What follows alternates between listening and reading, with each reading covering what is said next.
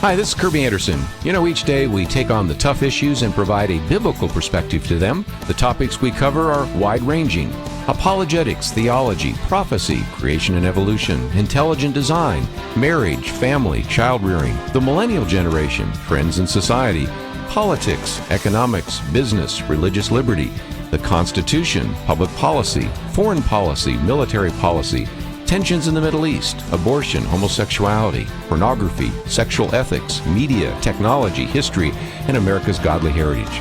We talk about anything that affects your faith, your family, or your freedom. So don't go anywhere, because Point of View starts right now.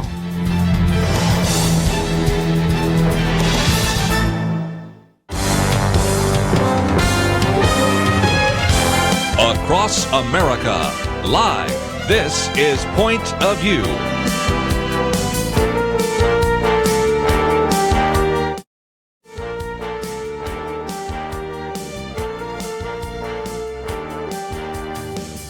And now, Kerby Anderson. Thank you for joining me today here on Point of View, the Wednesday edition of Point of View. Let me just mention that a little bit later we're going to be talking about Israel, in part because we have a tour that will be taking place next year, I should say, for Israel. And we'll have Paul Barreca in studio a little bit later. He happens to be in town because he's at Dallas Theological Seminary, so we thought we'd get him in here and talk about that briefly, and then get into some other issues that we've talked about with him before in terms of discipleship and small group working, as well as when we're talking about Israel, we're going to talk about some of the archaeological finds that confirm the Bible and much more. So that's a little bit later, and he will show up at 1 o'clock, 2 o'clock, whenever he shows up, because of some of the activities he's engaged in right now at Dallas Seminary. But we still want to cover some things in the news. My goal here was to talk about the wall, because that kind of showed up yesterday in the conversation between the president and the majority leader and the minority leader, the future Speaker of the House, who will be in the majority, and then the minority leader, so in the Senate. So we'll get into that in just a little bit. I guess we should say Michael Cohen actually has been sentenced to 36 months in prison, or at least in jail. I don't know if I want to overdo the prison, because that's not going to be that difficult. It'll be difficult for him to not have his freedom, but it's not going to be anything like being put into a very hard prison kind of situation. But I do wanted to mention that in passing. But as I've said so often on this program, I really want to do some things that I think are going to affect your family more. And, of course, there are a lot of people today that are speculating that now that there has been the sentencing of Michael Cohen, who has been the lawyer of Donald Trump, maybe that means something for Donald Trump. We will wait to see whether it does or not. But to me, the bigger issue is one that affects all of us in terms of the issue of immigration. And this article that we posted on our website from Justin Sink, arguing in public with Democratic leaders, President Donald Trump threatened repeatedly yesterday to shut down the government if Congress doesn't provide the money he says is needed to build a wall at the Mexican border. Comments came as he opened a contentious meeting with the Democratic Senate and House leaders, Chuck Schumer and Nancy Pelosi, with a partial shutdown looming for December 21st, when funding for some agencies will expire. This is because lots of times if they do not have a budget, which happens so often in Congress, they actually sign what are called continuing resolutions that just continue to fund particular departments for a period of time. So the next shutdown, and it would only be a partial shutdown, would happen December 21st. And, of course, this is one where the president decided to bring cameras in and not ask them to leave. Usually there's a little bit of a photo op, and then they leave and they have their discussion. Instead, he said, let's just let the cameras roll. More than once, Nancy Pelosi, more than once, Chuck Schumer, but especially Nancy Pelosi said, can we let them go so we can get into an honest discussion? And his response was, that's transparency, Nancy. Okay, so we got to, in a chance, see how that plays out. And again, one of the arguments being made is that if you don't agree to us, Mr. President, you will then be blamed for the shutdown. And it didn't seem to bother him this time. He said, if we don't get what we want one way or the other, whether it's through you or through the military, and I mentioned this yesterday, there is some evidence to suggest that there's enough additional funding to the Pentagon, which is not earmarked. It is, basically discretionary income, that he could use that. But nevertheless, he said, whether it's through you, through the military, through anything you want to call, I will shut down the government. I will take the mantle. I will be the one to shut it down. And I thought it was kind of interesting because Chuck Schumer was kind of like saying, well, you're going to get blamed for it. Well, you did it last time, but it only lasts for 2 days.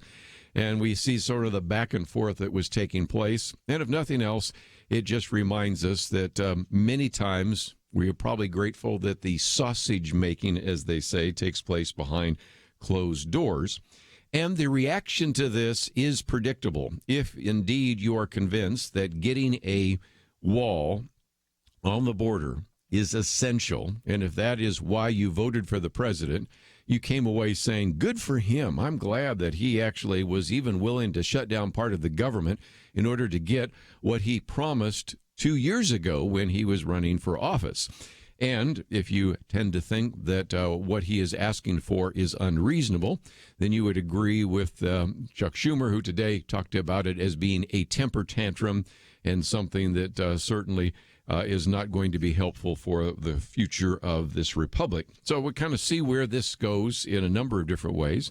Gary Bauer talked about the fact that, again, he said the meeting that took place was extraordinary. And he said this only could have occurred in a Trump White House. You think? They were meeting to discuss how to avoid a possible government shutdown just before Christmas. And there's only one issue standing in the way. And that is, Gary Bauer says, progressive politicians refuse to secure our southern border. Today's meeting was supposed to be closed to the press, Gary Bauer points out. But in a brilliant move, he says, President Trump invited the cameras into the Oval Office so the American people could see for themselves who was really standing in the way of real border security. Trump, Pelosi, and Schumer engaged in a meaningful debate, not just the usual bromides, he says, that we've come to expect from politicians speaking to the cameras. At one point, Pelosi asked if they could negotiate in private, but Trump refused and just kept hammering them. He says, I am proud to shut down the government for border security. And again, we can see some of that as well. What's kind of interesting is originally President Trump was insisting on about $5 billion for real border security, which would include a border wall. A few weeks ago, Chuck Schumer offered $1.6 billion, and 1.6 is a little bit less than 5. Now he's offering like 1.3, in part because when he even talked about that, the offer of 1.6 caused the left-wing activists to just go crazy and say you shouldn't even compromise at that level. He only dropped it from 1.6 billion to 1.3 billion, but all this would really do is to repair some of the limited fencing and some of those particular areas that are decaying, but not really build anymore. So we'll see. But again, the president tweeted this morning, if the Democrats do not give us the votes to secure our country, the military will build the remaining sections of the wall. They know how important it is. It's extremely important, he says, and we have argued for years border security is national security, so says Gary Bauer. Common sense demands that we know who is coming into our country and that we keep out those who are trying to come in illegally. But because Trump's efforts to secure our borders have been resisted by various judges, politicians, and activists, illegal immigration is surging to, and if you did not know this, a 10-year high. In fact, the Washington Times reports that more than 3,000 illegal aliens were caught at the border in just one day last week. Meanwhile, the new Gallup poll, I don't know if you've seen this, was a Gallup poll. It's a world Gallup poll. Estimates that about 158 million people around the world would like to migrate to the United States, including nearly half the people in El Salvador and Honduras. And, of course, we've seen that with the caravans. When we come back, I want to talk a bit more about the specifics of a wall and a fence. That surfaced yesterday, and once I got into the investigation, I realized it may just be an issue of semantics, but we'll talk about that right after this.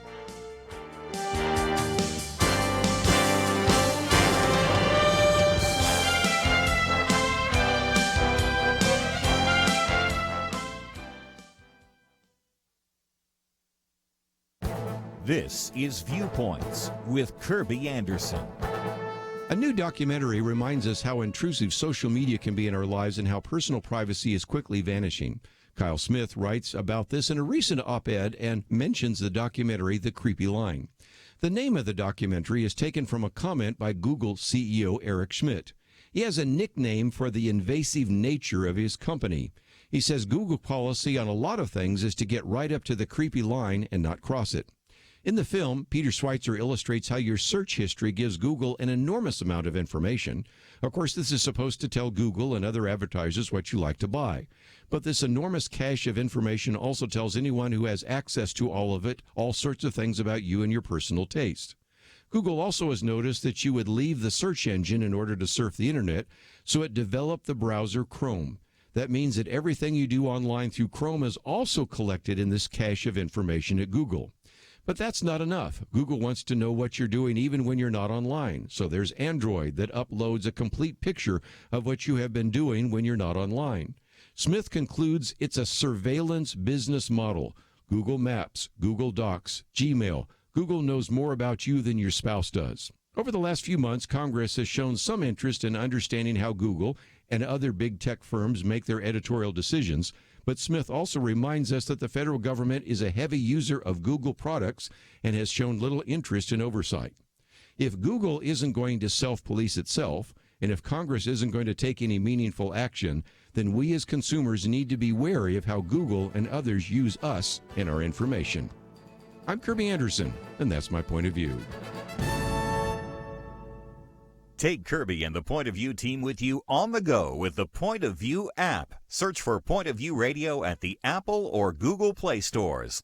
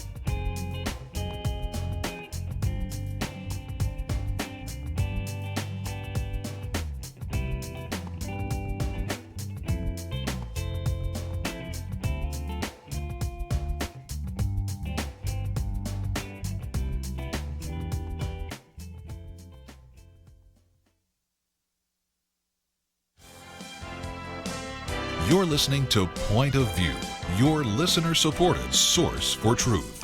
Back once again, let me talk a little bit about when a wall is a fence or when a fence is a wall and how you make the distinction, because that was part of the conversation and the back and forth the other day, and it was worth digging into.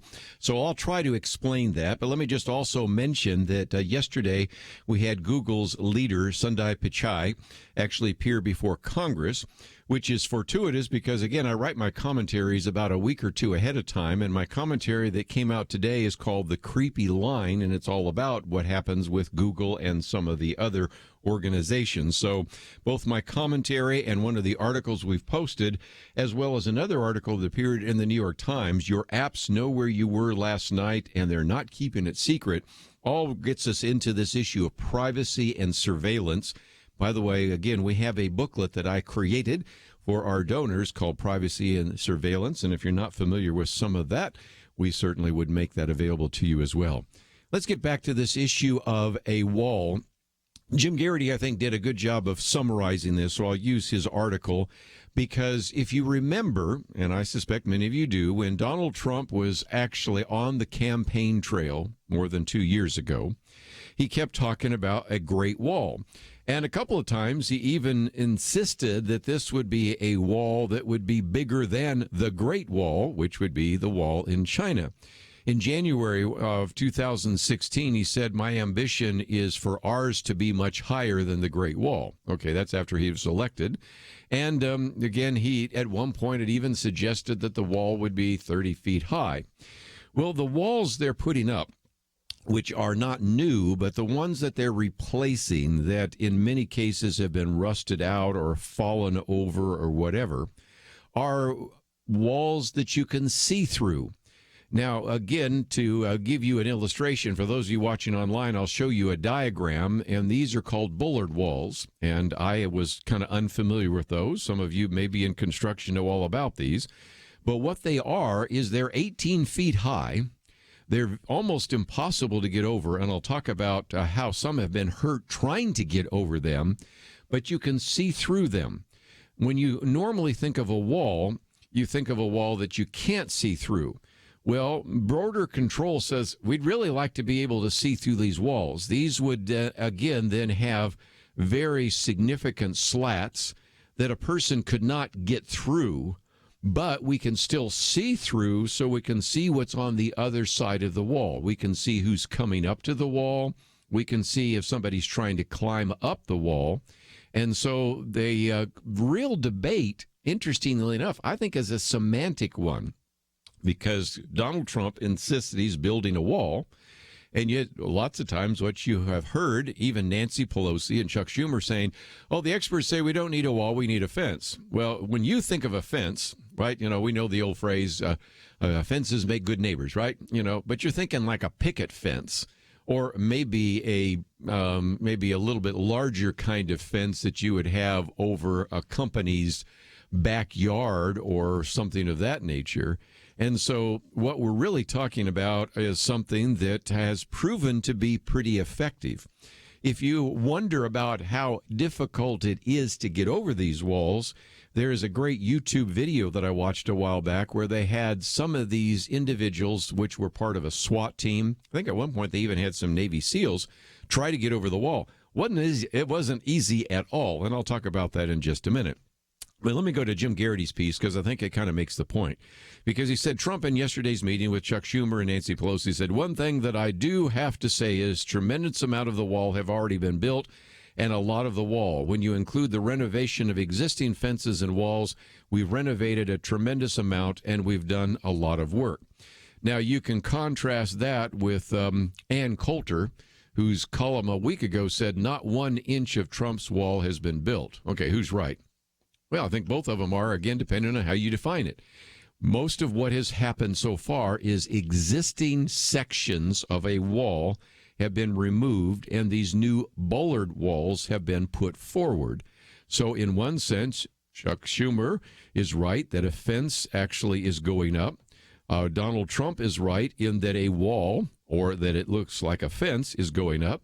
And I think also Ann Coulter is right in that no new fencing, she may be a little inaccurate here, but pretty much on target, has been added to that as well. So the $1.3 billion that goes for any kind of border security will primarily go to the individuals defending the wall and the renovation of existing walls, not the extension of those. Does that make sense? I hope so.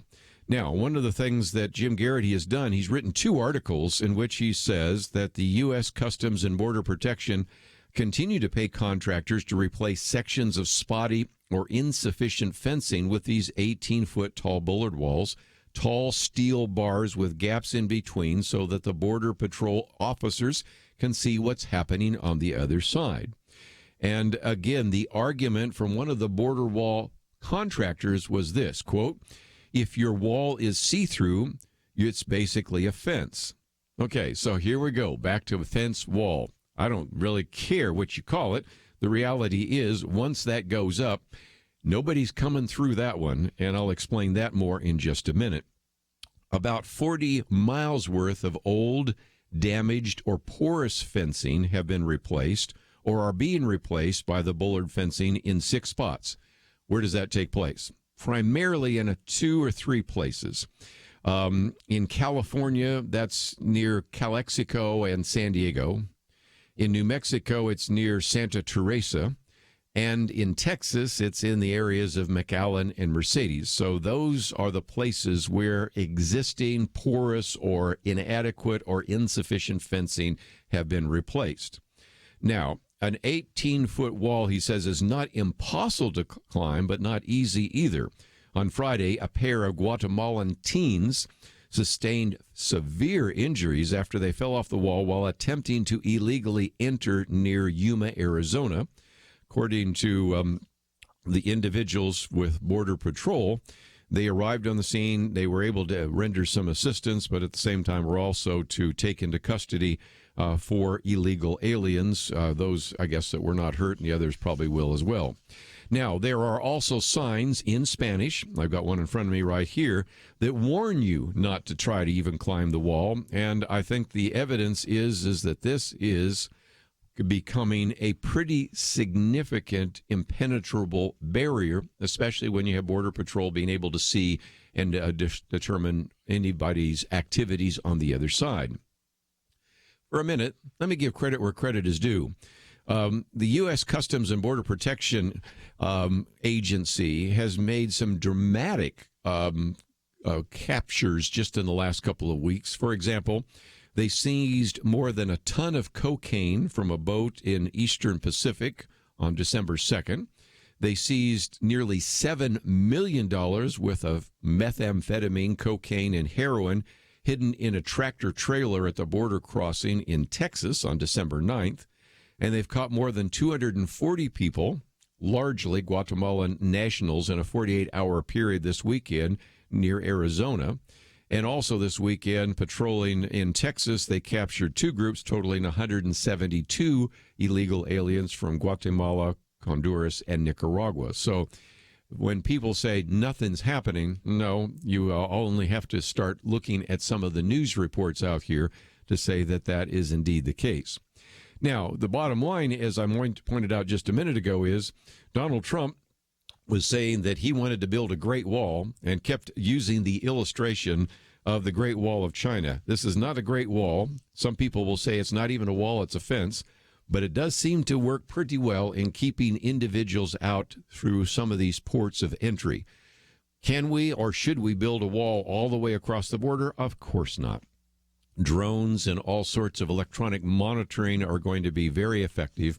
But the argument that's being made right now between a wall and a fence, I think, is truly a semantic one, and yet at the same time is one that is going to possibly lead to a shutdown of certain agencies on December 21st. And what I find so interesting is that there used to be a very powerful argument not so long ago that this would be devastating to a political party. As Kevin Williamson points out, Republicans used to fear being blamed for shutdowns, but now they've recognized that the political price for these acts of theater is pretty low. And, of course, I think Donald Trump has assumed that the Democrats aren't going to want to go too long with a shutdown.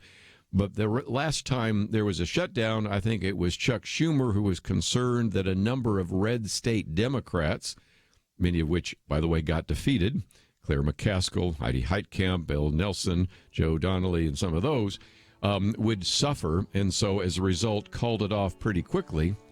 But this time, he doesn't have much to lose. Of course, the Republicans don't either. Are they going to be concerned that they lose control of the House of Representatives? They've already lost that. Let's take a break. We'll come back with more right after this. The leader looked around the table, motioning to the older men. He said, "You're here to remind us how faithful God has been in the past. Now, you middle-aged guys, you keep us focused on what God is doing right now. Make sure we don't stop. And you younger guys, keep us looking forward. Imagine what God wants us to be doing in the years to come." There's a lot of wisdom there. We have to be thankful for the past, focused on the present, and mindful to plan for a great future. Many listeners have made bold moves to partner with Point of View Radio and accomplish great things for more than 45 years. But as we look around, we do see many positive things, and I think we can all admit there's a lot more to be done. It's time to think about your next bold move, what you can do to invest for our nation's future. Be thinking about that. If you have an answer now, don't wait. Visit pointofview.net and invest to help us enter 2019 strong. If you're not quite ready, please pray and get ready to make your next bold move. Pointofview.net and 800-347-5151. Point of View will continue after this.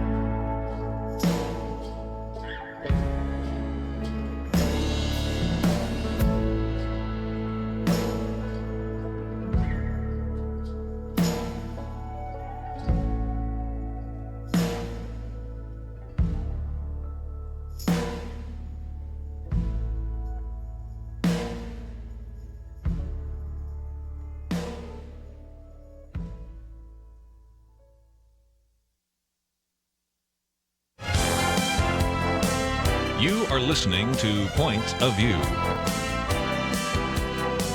The opinions expressed on Point of View do not necessarily reflect the views of the management or staff of this station. And now, here again is Kerby Anderson. If you'd like to join our conversation, 1-800-351-1212. Been talking about a wall or a fence. I think I'll move on from that one simply because Google's Sundar Pichai actually testified before Congress yesterday. Let me just mention one of the resources I've talked about a couple of times, and if you're watching online, I'm holding up our booklet on privacy and surveillance, which I admit is a little different than some of the things we're going to be talking about, but relates very much to, interestingly enough, my commentary today, which is entitled The Creepy Line. Now, that is actually a documentary that you might want to watch, but interestingly enough, The Creepy Line comes from the other CEO of Google, and that is Eric Schmidt. When he was actually the CEO, actually one time said that Google policy on a lot of things is to get right up to the creepy line and not cross it.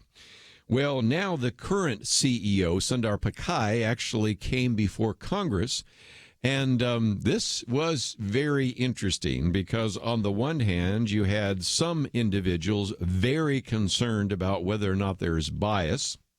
Number two, wondering about how all of this collected information is being used. And then also they got into some questions about the relationship between Google and China. I'll leave that one off. But some of these others affect you and your family. And so I thought we would get into that a little bit. And again, in my commentary today, if you don't already have, and if you have not signed up for my commentaries, first of all, you might want to go to pointofview.net. Click on that button. You can print it out. I just did it myself here. But also, there's a place that says sign up, and I would just encourage you to sign up. It's free. My commentary comes to you every day, Monday through Friday. And then Penedexter's weekly commentary comes to your inbox on Saturday, and it's free. And I first of all would encourage you, if you would like to read those or hear them, because we also provide the audio for that. You can then put it on your Facebook page, send it to some people. It gives you some facts and figures that we oftentimes talk about on the program, and certainly this one is of concern. You can, again, watch the documentary, and I might even do a whole program on that before it's all through. But, of course, Google has been able to collect enormous amounts of information on you. And if that's not enough, Google also noticed that oftentimes you leave the search engine to then surf the internet. So they developed browsers like Chrome, which then now means that everything you do online is also collected in this cache of information at Google. But that's not enough because Google wanted to know what you're doing even when you're not online. So they developed things like Android to upload a complete picture of where you've been and when you're not online. And as we'll talk about a little bit later in this article that appeared in the New York Times, your apps know where you were last night, and they're not keeping it secret. And it is pretty scary, which, again, shows how people can find out a lot about you very, very quickly. And the bottom line is Google already knows. So let's, if we can, just get into a couple of the issues here, and that is, it was, as they said, Sundar Pichai's turn on the hot seat. He actually testified before the House Judiciary Committee yesterday for about 3.5 hours. And he was asked questions about bias on the company's platforms, talking about plans for censored speech search app in China, also its practices on privacy, many things I've just talked about here. This is really the first time he has appeared before Congress, because in the past, Google has declined to send him or Larry Page or anybody else to Congress. So, again, we had a chance to hear a little bit of some of his reaction. And the hearings culminated after a kind of a tough year, as this article says, for big tech companies, as lawmakers and public have been increasingly skeptical about Silicon Valley's effect on democracy, on misinformation, and the issue of privacy. Matter of fact, the hearing was titled Transparency and Accountability, Examining Google and its Data Collection, Use, and Filtering Practices. As you might imagine, some of the Republican lawmakers, especially those with a conservative bent, have accused Google and other tech platforms of suppressing conservative voices. Pichai echoed Google's previous denials and repeatedly responded that Google's search algorithms did not favor any particular ideology, but instead surfaced the most relevant results, which could be affected by the time of a user search as well as a number of other factors. So that led to, of course, one of the leading Democrats who's kind of been on this issue for some time, Ted Lieu from California, Democrat, who said, he thought that the whole question about whether or not the conservatives' complaint was just wasting time. First of all, his argument is that a profit-seeking company like Google is protected by the First Amendment, and even if Google was biased, they would have that right to do so. And the point I would make to counter some of that is, yes, but right now Google and the other tech firms are in a different category than, say, a newspaper is. And if they're going to be like a newspaper, and they're free to do so, it is a free country, and they have a platform. But if they're going to argue that they are a neutral platform, that's going to be difficult to maintain in the future.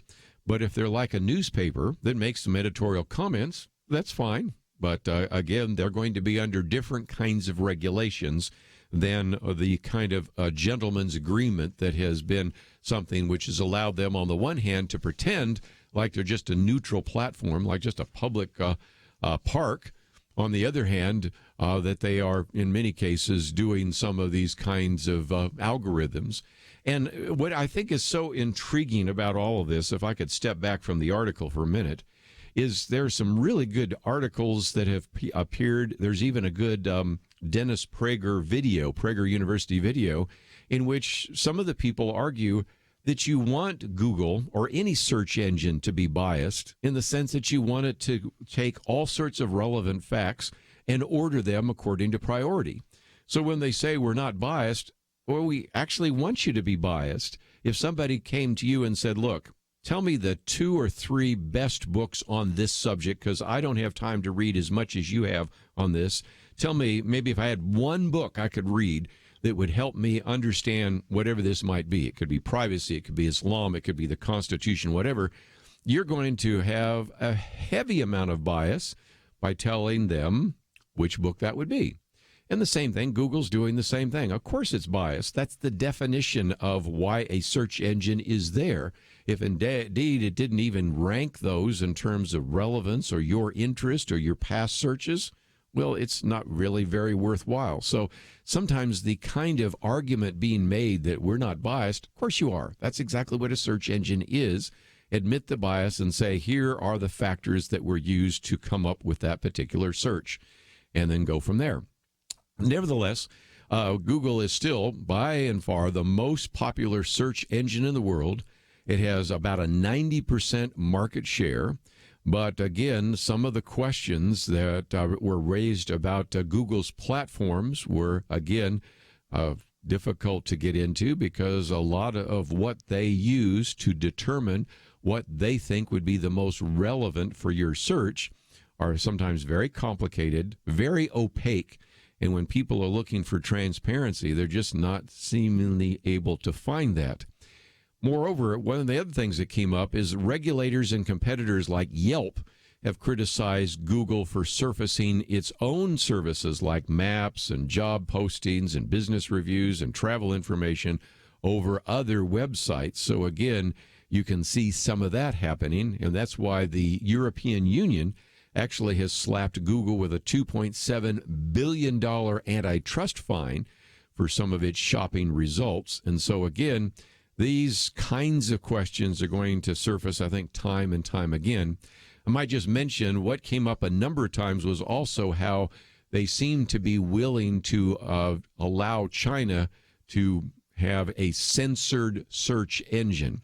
In China, for example, you can type in key words like democracy, Tibet, whatever it might be, and nothing comes up.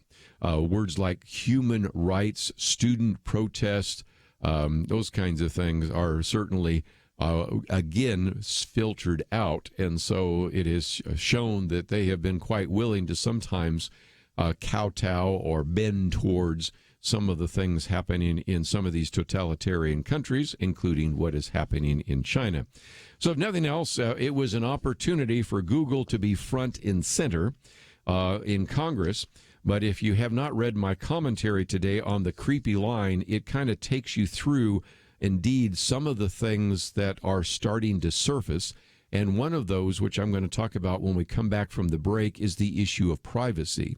We may just sort of put up with the fact that there may be some bias in the search engines. Okay, just understand that that's the case. And if they're going to be a private company, they're free to do so. But when they collect enormous amounts of information and then apparently make it available to others, one of the lines in that movie or that documentary is that Google knows more about you than your spouse knows. And that's no exaggeration. So we're going to come back and talk about how some of these apps know where you were last night, and they're not keeping it secret. That's an article that appeared in the New York Times. We'll talk about that right after this.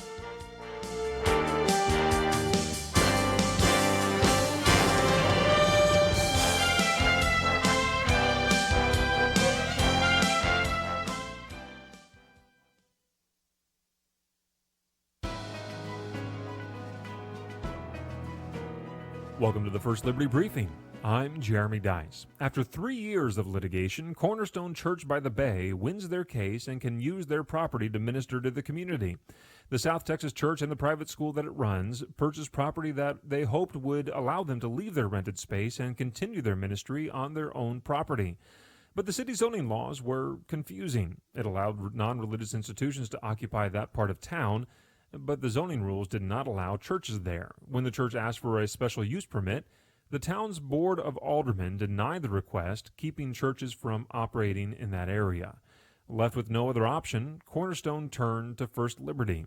We filed a lawsuit on their behalf, alleging that the town's zoning actions violated the Religious Land Use and Institutionalized Persons Act, along with the Texas Religious Freedom Restoration Act.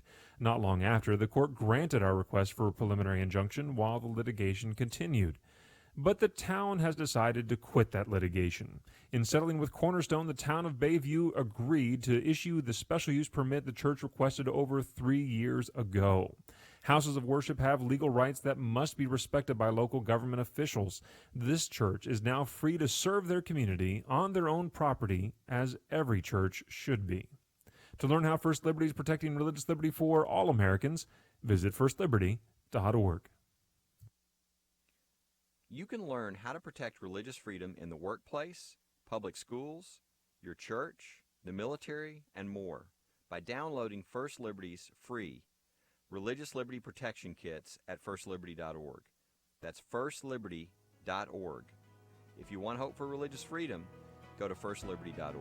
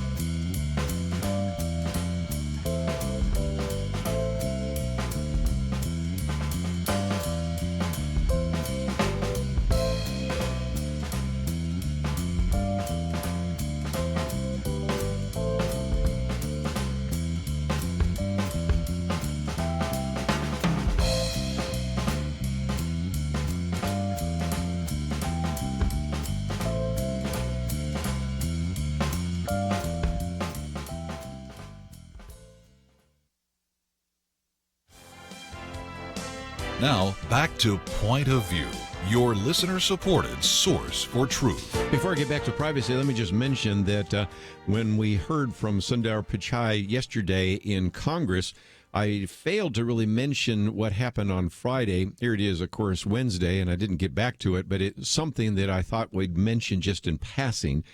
What you find is when individuals are brought before Congress, they oftentimes have very bad memories. And it just is amazing how bad the memory was last Friday for James Comey.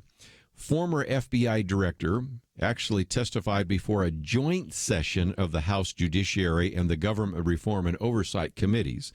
And so the members were trying to get some answers to how James Comey, when he was the FBI director, handled the investigations into the Clinton email scandal, as well as the so-called issue of Russian collusion, which is being investigated by Robert Mueller. But they didn't get very much from him, and here is just an incredible quote from Bob Goodlatte, who is, by the way, the Republican chairman of the House Judiciary Committee. He will be the minority ranking member after the Democrats take control in January. But here's what the representative said, quote, "The biggest takeaway is that the former FBI Director James Comey, with regard to the two most important investigations, that would be, of course, the Clinton email matter and the Russian collusion matter," he said, "I don't recall, I don't remember, or I don't know 245 times. I would have to suggest to you that if you're talking to an individual and they say, I don't recall, I don't remember, I don't know, you'd probably want to schedule an appointment for them for dementia, Alzheimer's, whatever. And this is, I think, just an illustration again of how some of these individuals go before Congress and know that they can't lie, so they just simply say, I don't recall. And Sundar Pichai just the other day was pretty evasive about what's happening in China. So it's just, I think, something I forgot to mention earlier in the week. But here on Friday, James Comey, 245 times. Don't remember, don't recall, don't know. Pathetic. We are never going to get any kind of serious investigation once the Democrats take control of that Senate or House Judiciary Committee and some of the others. But nevertheless, that's the circumstance we find ourselves in right now. The piece I have before us here is also on our website, pointofview.net, and I would encourage you to read it its entirety. It takes a while to get through, but it points out that you have dozens of companies using smartphone locations to help advertisers and even hedge funds. They say it's anonymous, but the data shows how personal it really is. And so what it has here is a picture, in this case, of Manhattan Island. And then you see millions of dots on the map tracing highways, side streets, bike trails, and all the rest. One path tracks someone from a home outside of Newark to a nearby Planned Parenthood clinic, remaining there for an hour. Another one represents a person who travels with the mayor of New York during the day. Another one leaves a house in upstate New York at 7 a.m., travels to a middle school 14 miles away, staying there until late afternoon each school day. Only one person makes the trip because you actually know exactly who these are. The argument is these people are anonymous. They really aren't, because it is very easy to begin to figure out who they are, and that's exactly what this particular investigation, which was done by the New York Times, you have 4 individuals that pulled together the data and said even though the identity is not disclosed, it didn't take long for these researchers, and they're hardly private investigators. I mean, we're talking about writers for the New York Times, okay? So they don't have a lot of investigative experience, probably, but they were able to connect the dots very, very quickly. For example, they found this one individual. They said the app tracked her as she went to a Weight Watchers meeting and to her dermatologist's office, where a minor procedure, followed her hiking with her dog and staying at her ex-boyfriend's home, information she found disturbing. And so, again, they say that this individual that they were able to track, and I assume they did that by getting their permission so that they could actually intrude into their privacy. Like many consumers, she said that these apps, she knew that the apps could track a person's movements, but as smartphones have become more ubiquitous and the technology more accurate, an industry of snooping on people's daily habits has spread and grown more intrusive. At least 75 companies receive anonymous, precise location data from apps whose users enable location services to get local news and weather or other information. Several of these businesses claim to track up to 200 million mobile devices in the United States, about half of those in use last year. The database that was reviewed by the New York Times, a sample of information gathered in 2017 and held just by one company, reveals people's travels in startling detail, accurate to within a few yards, and in some cases updated more than 14,000 times a day. Well, then you might say, well, that's bad enough they have it. Well, then these companies sell, use, or analyze the data to cater to advertisers, retail outlets, even hedge funds seeking insights into consumer behavior. And it's become quite a hot market. The sales of location-targeted advertising reach an estimated $21 billion this year. Of course, IBM has gotten into this industry along with the Weather Channel apps and things of that nature. A social network, Foursquare, remade itself as a location marketing company. Prominent investors used the location, and this range from Goldman Sachs, Peter Thiel, who is actually the PayPal co-founder, and a variety of others. And so, again, the companies are saying that when phone users enable location devices, the data is fair game. But the explanations people see when prompted to give permission are often incomplete and misleading. Let's be honest for just a minute. Whenever it asks for you to actually agree to something, like when you get an update on your phone, maybe an iOS if you have an iPhone, do you read through all that? Of course you don't. Nobody does. You just go, and immediately that is the case. Lots of people have enabled their location services, didn't even realize that they were doing so. And so as a result, we are seeing more and more ability to monitor these individuals. And if I can digress from this article, which again you can read in its entirety, it will take about 8 pages of print if you'd like to read it in its entirety. It just illustrates where we could be heading, because I have actually more recently attended an event that was a ministry in China. Now, oftentimes they say it's a ministry in an East Asian country. Oh, we know what it is. And they were talking about the fact that if you go to China, and I have not been there, but I have other friends that have been there often, they say there are just cameras everywhere. And so since they have those cameras everywhere, and now many of these camera softwares have facial identification, and then, of course, you have these phones with tracking, Big Brother, and China fits perfectly into the category of Big Brother, really can know where you are, what you're doing 24/7. And so it's just kind of a little bit spooky to recognize that this is not 1984, although they do talk about this in this article. And we don't necessarily have Big Brother here like we do in, say, North Korea or in China. But we have the capacity now in ways that people would have ever imagined. So, again, if you're interested in reading a little bit more of this article, again, your apps know where you were last night, and they're not keeping it secret. New York Times, very good piece. As well as, of course, we have our article on privacy and surveillance. And if nothing else, it isn't just Santa who knows what you are doing. He knows when you're asleep, because Big Brother knows it even more so than even your spouse. We're going to take a break. When we come back, we have a lot more to cover, and we will do so right after these important messages.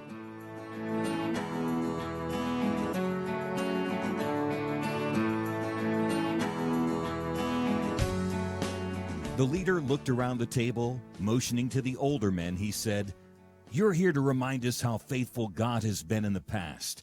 Now, you middle-aged guys, you keep us focused on what God is doing right now. Make sure we don't stop.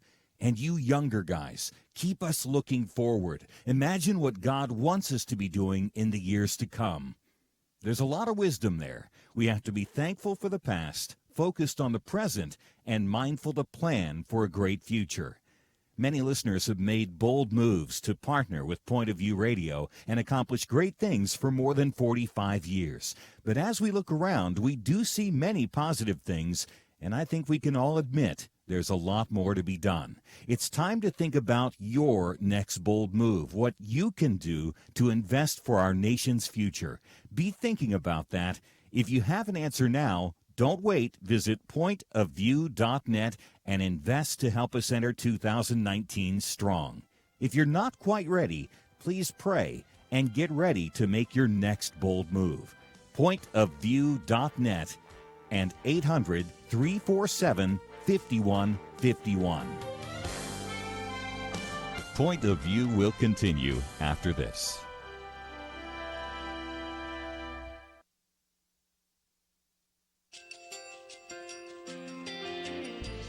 I just want to thank you so much for all the wonderful programming you have. You're just absolutely fantastic. I recently started listening to Point of View, and I really found it interesting because of the different subjects you cover. Thank you for that. I really appreciate everything that you do in keeping us informed. Thank you, Kerby, for everything that you have been doing. I appreciate all the work that you're doing, advocating for the Word of God. Thank you so much. Point of View, I think, is absolutely necessary because it's a Christian perspective, a biblical worldview perspective, and receive very current, up-to-date information about what is really going on, week to week in our culture, which is changing so rapidly, and yet it's morally sliding backwards.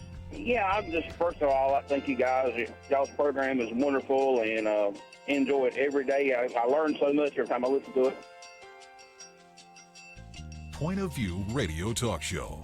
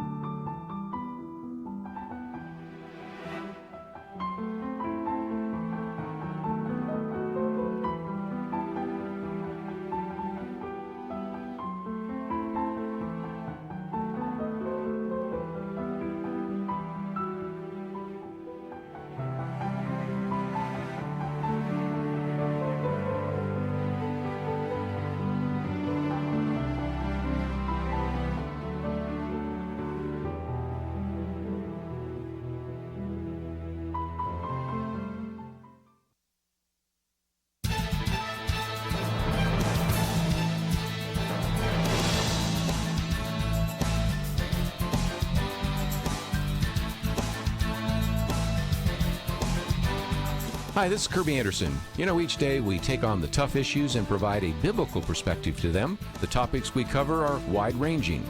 Apologetics, theology, prophecy, creation and evolution, intelligent design, marriage, family, child-rearing, the millennial generation, trends in society, politics, economics, business, religious liberty, the Constitution, public policy, foreign policy, military policy, tensions in the Middle East, abortion, homosexuality, pornography, sexual ethics, media, technology, history, and America's godly heritage. We talk about anything that affects your faith, your family, or your freedom. So don't go anywhere, because Point of View starts right now.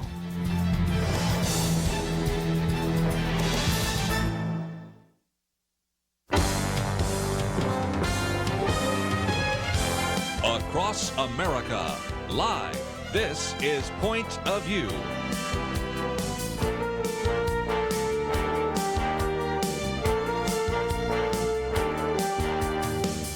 And now, Kerby Anderson. Thank you for joining me today. It is our Wednesday edition of Point of View. And let me just mention before we get into some of the topics, there is a lot that is happening around the country, and we will probably get to some of that, if not today, certainly throughout the rest of the week. Of course, there was a very tense meeting today and yesterday with yesterday, President Donald Trump, and of course also including two individuals who are, of course, the Democratic leaders in the House and the Senate. And I thought it was kind of intriguing because Donald Trump decided, let's just let sunlight come in. And so instead of saying, let's bring the press in for a few minutes for a photo op, well, let's just keep them right there. And so he invited the cameras into the Oval Office. And, of course, there were some pretty incredible statements being made. There is a possible partial shutdown of the government, which would happen December 21st. Not all the agencies, but a few are, because you've had this continuing resolution. And so Donald Trump at one point made this rather dramatic statement. If we don't get what we want, one way or the other, whether it's through you, through the military, through anything you want to call, I will shut down the government. He took ownership of it. I take the mantle. I will be the one to shut it down. And so he, I think, has learned a lesson that Kevin Williamson pointed out a while back. He said Republicans used to fear being blamed for a shutdown, and then discovered that the political price for these acts of theater is pretty low, especially if Donald Trump is in positions of authority. So we will see where that one goes. And, of course, there was a big debate yesterday between a wall and a fence. And if you haven't had a chance to hear my previous hour, I did spend some time talking about the fact that what we're talking about here are these 18-foot high bollard walls, which actually have some space so that you can see between them. So these are things where they really have desired that you would have steel slats so that Border Patrol can see through them.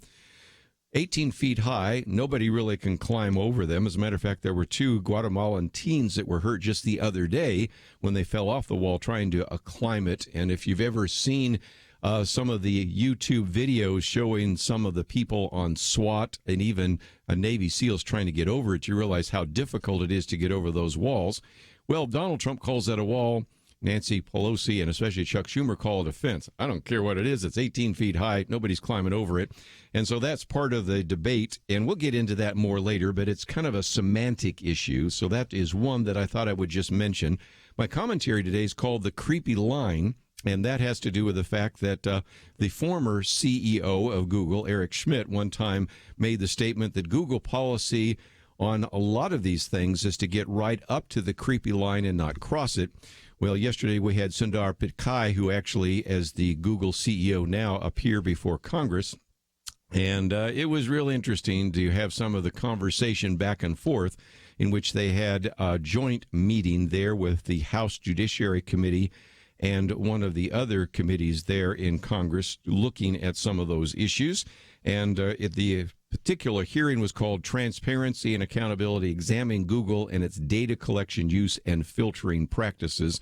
And so, again, if you'd like to read a little bit more about that, we've posted that article about that testimony, and then one called Your Apps Know Where You Were Last Night and They're Not Keeping It Secret, which all gets back to the booklet that we make available to you, which is entitled Privacy and Security.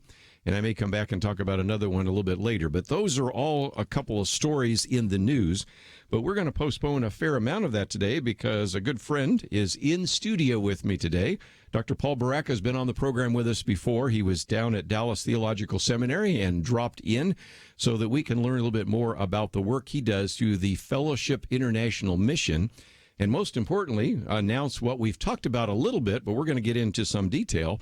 We have another tour that is going to be taking place next year of Israel. This time it'll be Israel and Rome. Last time it was Israel and Greece. And so, Dr. Paul Barreca, always great to have you in studio. Great to be with you, Kirby. Enjoy being here in Dallas. Kim and I came in last night and just enjoying the time here. A little warmer than in Jersey, though. Yes, I think so. Although we're supposed to get some snowflakes tomorrow, so make you that live in New Jersey feel somewhat at home. But I might just mention that you are the director of Fellowship International Mission, but of course you've been a pastor for decades, literally decades.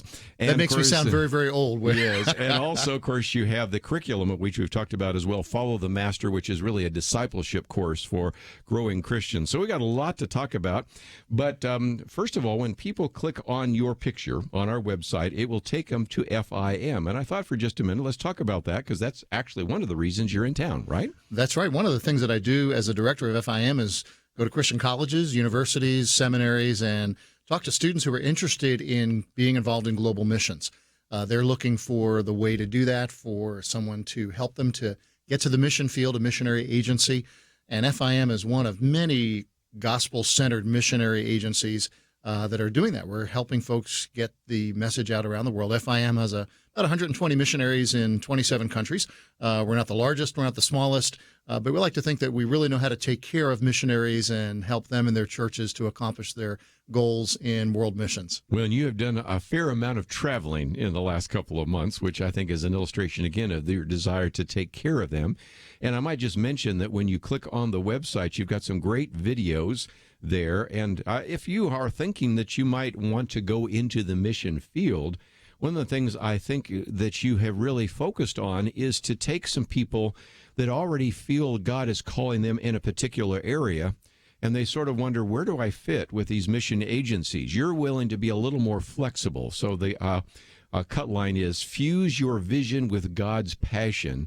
And so I think in some respects, one of the things I really want people to know about is that this is an opportunity. If you have a particular set of gifts and it doesn't fit into the typical cookie cutter kind of ideas that oftentimes exist in mission agencies, they really need to check you out, don't they? Yeah, those are the kind of folks that we tend to have with us. We like to think of them kind of as mission entrepreneurs. Yeah. They've got a unique thing that they want to do. They really feel burdened and called to a particular area. And so that's FIM's kind of niche, so to speak, in the mission agency world.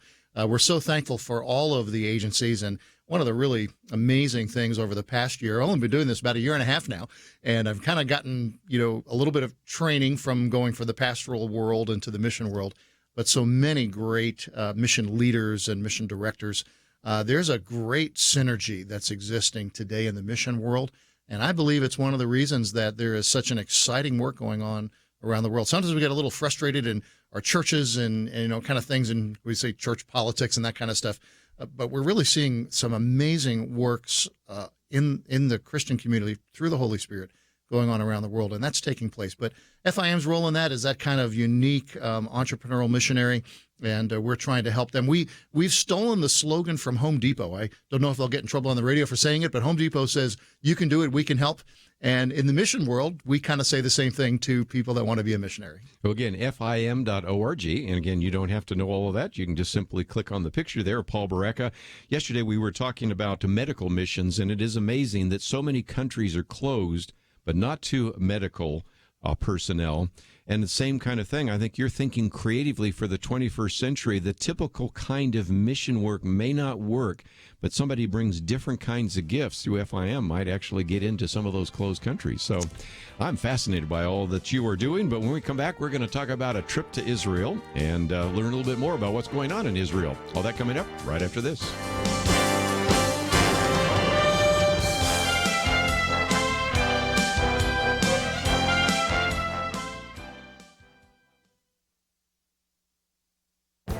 This is Viewpoints with Kerby Anderson. A new documentary reminds us how intrusive social media can be in our lives and how personal privacy is quickly vanishing. Kyle Smith writes about this in a recent op-ed and mentions the documentary The Creepy Line. The name of the documentary is taken from a comment by Google CEO Eric Schmidt. He has a nickname for the invasive nature of his company. He says Google policy on a lot of things is to get right up to the creepy line and not cross it. In the film, Peter Schweitzer illustrates how your search history gives Google an enormous amount of information. Of course, this is supposed to tell Google and other advertisers what you like to buy. But this enormous cache of information also tells anyone who has access to all of it all sorts of things about you and your personal taste. Google also has noticed that you would leave the search engine in order to surf the internet, so it developed the browser Chrome. That means that everything you do online through Chrome is also collected in this cache of information at Google. But that's not enough. Google wants to know what you're doing even when you're not online. So there's Android that uploads a complete picture of what you have been doing when you're not online. Smith concludes it's a surveillance business model. Google Maps, Google Docs, Gmail. Google knows more about you than your spouse does. Over the last few months, Congress has shown some interest in understanding how Google and other big tech firms make their editorial decisions. But Smith also reminds us that the federal government is a heavy user of Google products and has shown little interest in oversight. If Google isn't going to self-police itself, and if Congress isn't going to take any meaningful action, then we as consumers need to be wary of how Google and others use us and our information. I'm Kerby Anderson, and that's my point of view. Take Kerby and the Point of View team with you on the go with the Point of View app. Search for Point of View Radio at the Apple or Google Play stores.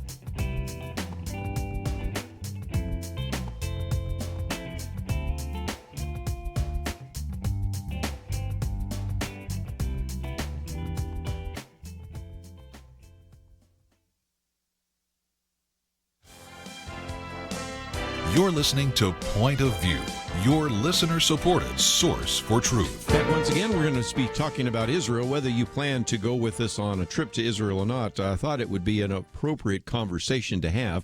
But let me just mention, those of you watching online, here is the brochure that actually will be the tour that we'll be taking next year. It will be Israel and Rome. That means you can go just to Israel or Israel and Rome. And so you can see how you would want to be involved in that. And Paul, if nothing else, I just found that there is a lot more interest. And when we did this a couple of years ago, there was enough for one bus, and there has always been a little bit of interest. But maybe it was all these Hamas rockets landing that caused a lot of people to say, I'm not so sure. But as we all know, if you've ever traveled over to Israel, you're safer there than you are probably in your home community. But nevertheless, there seems right now to be more interest in going to Israel than ever before. And you found that out, haven't you? That's right. I have a report that on Friday, November 16th, Israel broke the all-time 2017 record for incoming tourism at 3.6 million tourists. And they were expecting by the end of October to have the highest monthly record of ever people visiting Israel, about 4 million people a year visiting Israel. It's amazing. When I've done a number of these tours now, and two of them previously with Point of View, and each of the tours, we usually begin to inquire about 12, 13 months before the date of departure and putting it all together. You can't do that anymore. I just heard that. That's why we had to get ahead of it, right? Go ahead. That's right. Yeah, it takes about a year and a half for hotel space and to work with a tour agent. You can find tours going that have already been planned, but they were planned long ago. But to do a unique and specific tour, the lead time is significantly longer because there's just such a high demand. And interestingly, I was talking to our travel agent or our tour company that we've used for the past several times. The day after the 2016 election, he said our phones started ringing off the hook, and they haven't stopped since.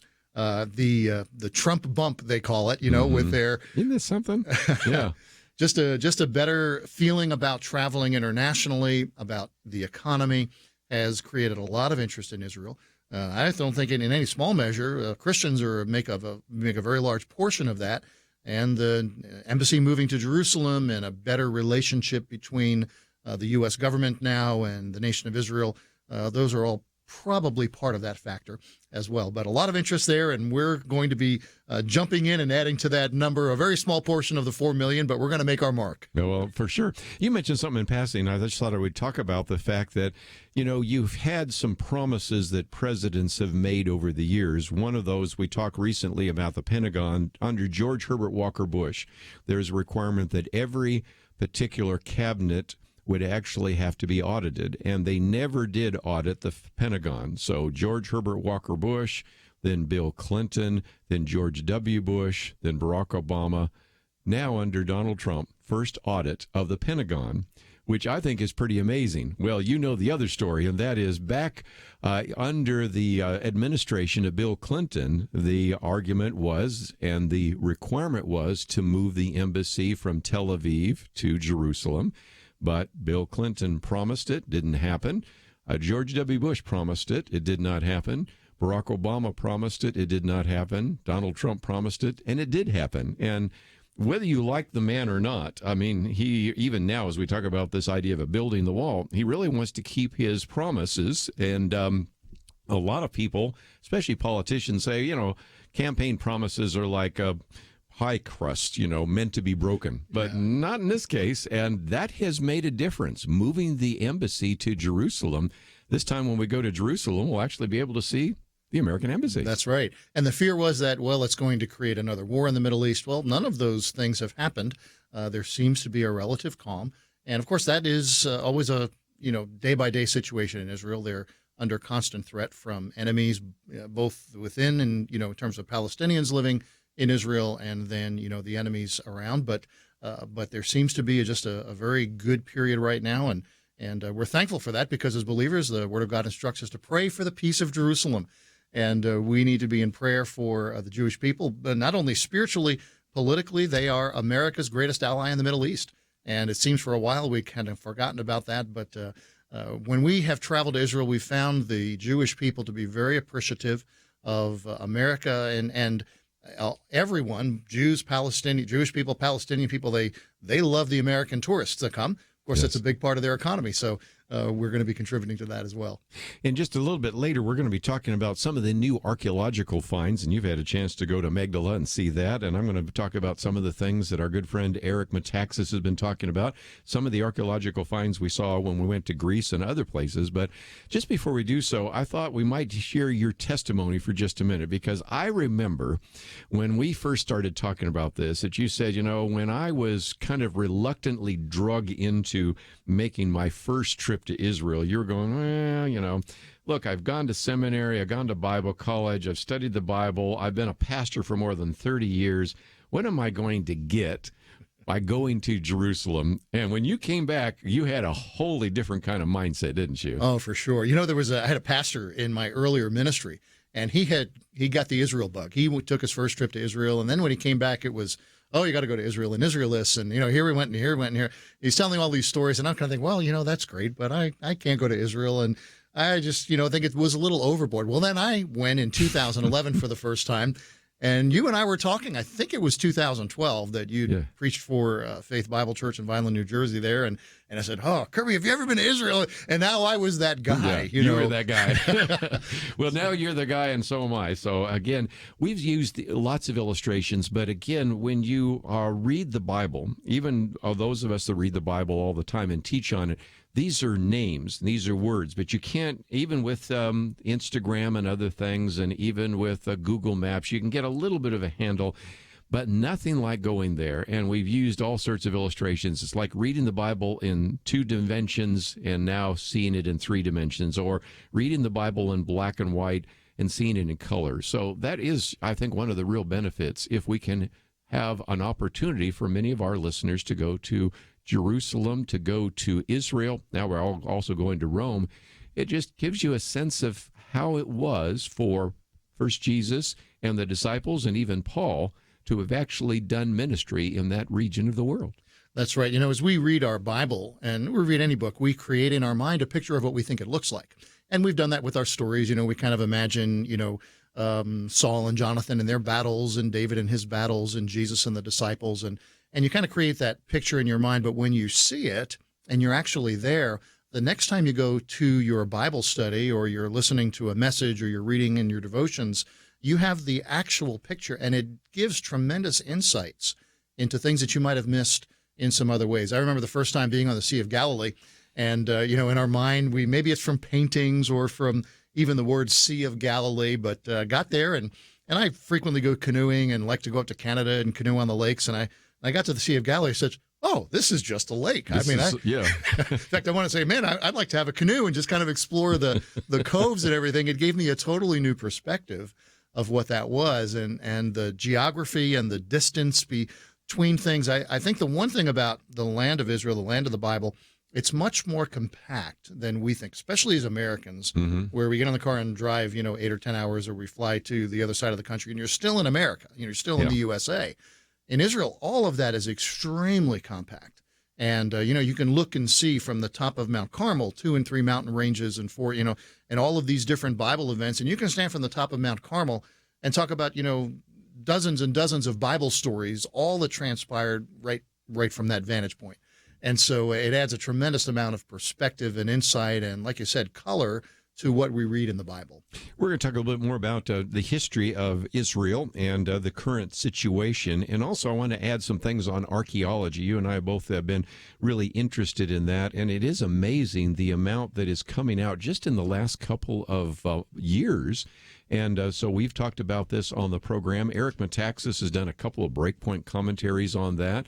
You and I have had a chance to see a couple of the archaeological digs and see how that has answered some of the big questions that people have had about the Old Testament, or especially even now the New Testament. And we've seen how accurate the Gospel of Luke is, because he's kind of the historian both of Luke and of the book of Acts. So we're going to get into that. Let me just mention, though, as we go to a break, we do have a link to the actual tour taking place next year. And we'll just mention this from time to time because I do want to get some of you to sign up so we can make some appropriate arrangements. And when we come back, we'll talk about how inexpensive it is. Because I've run into a number of people that say, I would really love to go, but I just don't know that I can afford it. And when we tell people what it costs, especially I was around at a dinner just the other night, and theirs was $1,500 more than ours. And I'm like, well, okay. And we explain why we have made it less expensive, because we really want you to participate if you think you could possibly do so. Let's take a break, though. We have Dr. Paul Barreca in studio. We're going to be talking about Israel, some of the archaeological finds that validate the authority and inspiration and historicity of the Bible. All that coming up right after this. The leader looked around the table, motioning to the older men. He said, "You're here to remind us how faithful God has been in the past. Now, you middle-aged guys, you keep us focused on what God is doing right now. Make sure we don't stop. And you younger guys, keep us looking forward. Imagine what God wants us to be doing in the years to come." There's a lot of wisdom there. We have to be thankful for the past, focused on the present, and mindful to plan for a great future. Many listeners have made bold moves to partner with Point of View Radio and accomplish great things for more than 45 years. But as we look around, we do see many positive things, and I think we can all admit there's a lot more to be done. It's time to think about your next bold move, what you can do to invest for our nation's future. Be thinking about that. If you have an answer now, don't wait. Visit pointofview.net and invest to help us enter 2019 strong. If you're not quite ready, please pray and get ready to make your next bold move. pointofview.net, and 800-347-5151. Point of View will continue after this.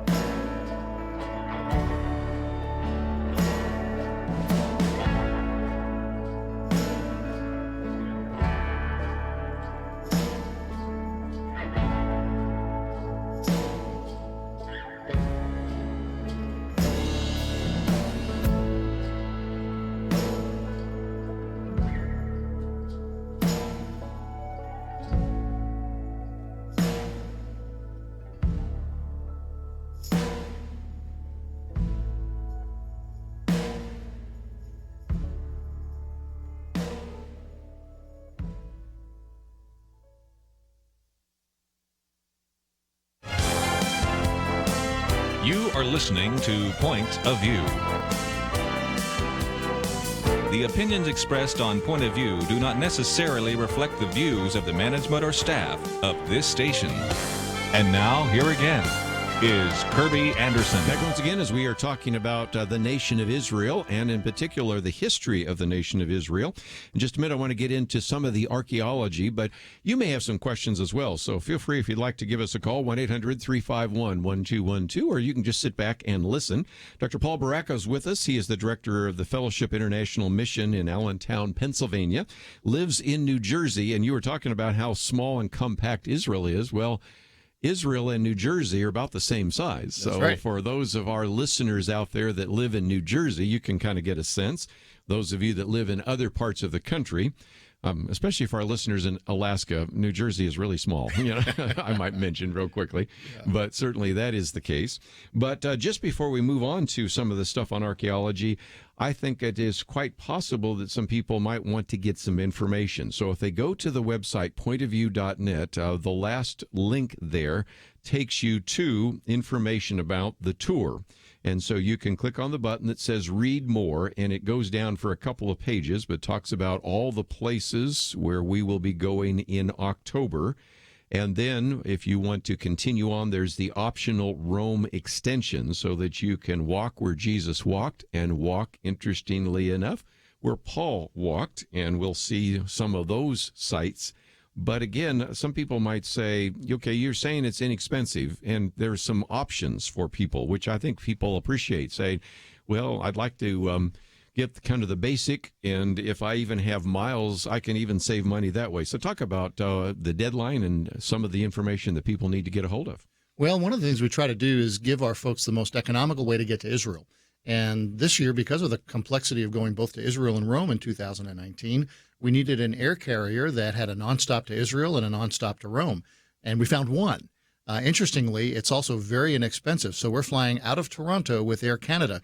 Say, well, wait a minute, Toronto to go to Israel, that seems a little strange. Well, not much difference flying Dallas to JFK or flying Dallas to Toronto. In fact, it might even be a little cheaper. So we give folks the options of either getting to Israel yourself or flying with us from Toronto. And for most folks, that's probably going to work out.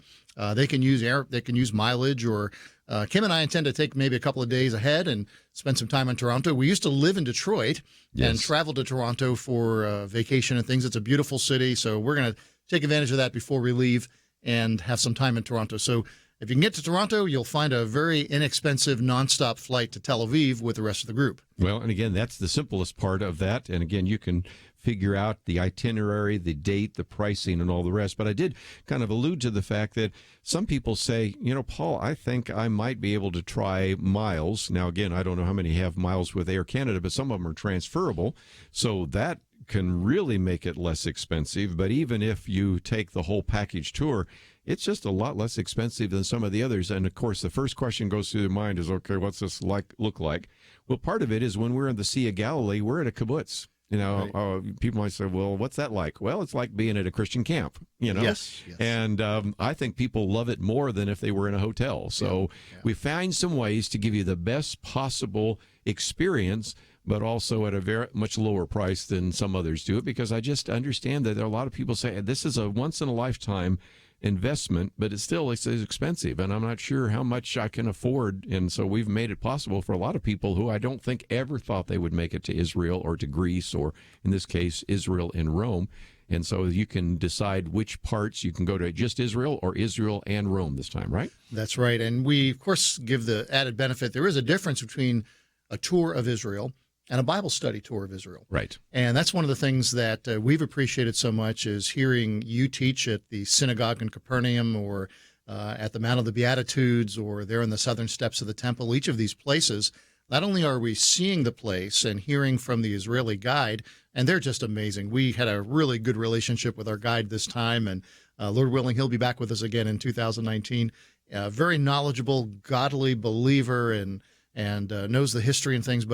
But after kind of the historical, geographic information that comes from the Israeli guide, we have Bible study there. Yeah, and you lead those. And first of all, our guide that we had last time, he's the one that David Jeremiah sometimes uses, and Michael W. Smith has used, and things like that. So to have somebody of that caliber who's a Christian, because you, of course, have to be Jewish, so a Messianic Jewish individual is one. But then to have you teach, I'm just sitting back saying, I'm just going to take notes, but obviously I do get to teach as well. And it's just, again, to be in Caesarea Philippi and to talk about the significance of what Jesus and Peter said, or to be in Caesarea and to recognize this is the hometown, if you will, really, of Jesus, or to be on the Sea of Galilee and talk about some of those elements. It's just really powerful stuff. And it brings a really great experience together with our friends. In fact, we probably have some folks listening that were in one of those trips, and I don't know if they'll call in today or not, but we just such great camaraderie and friendship. We have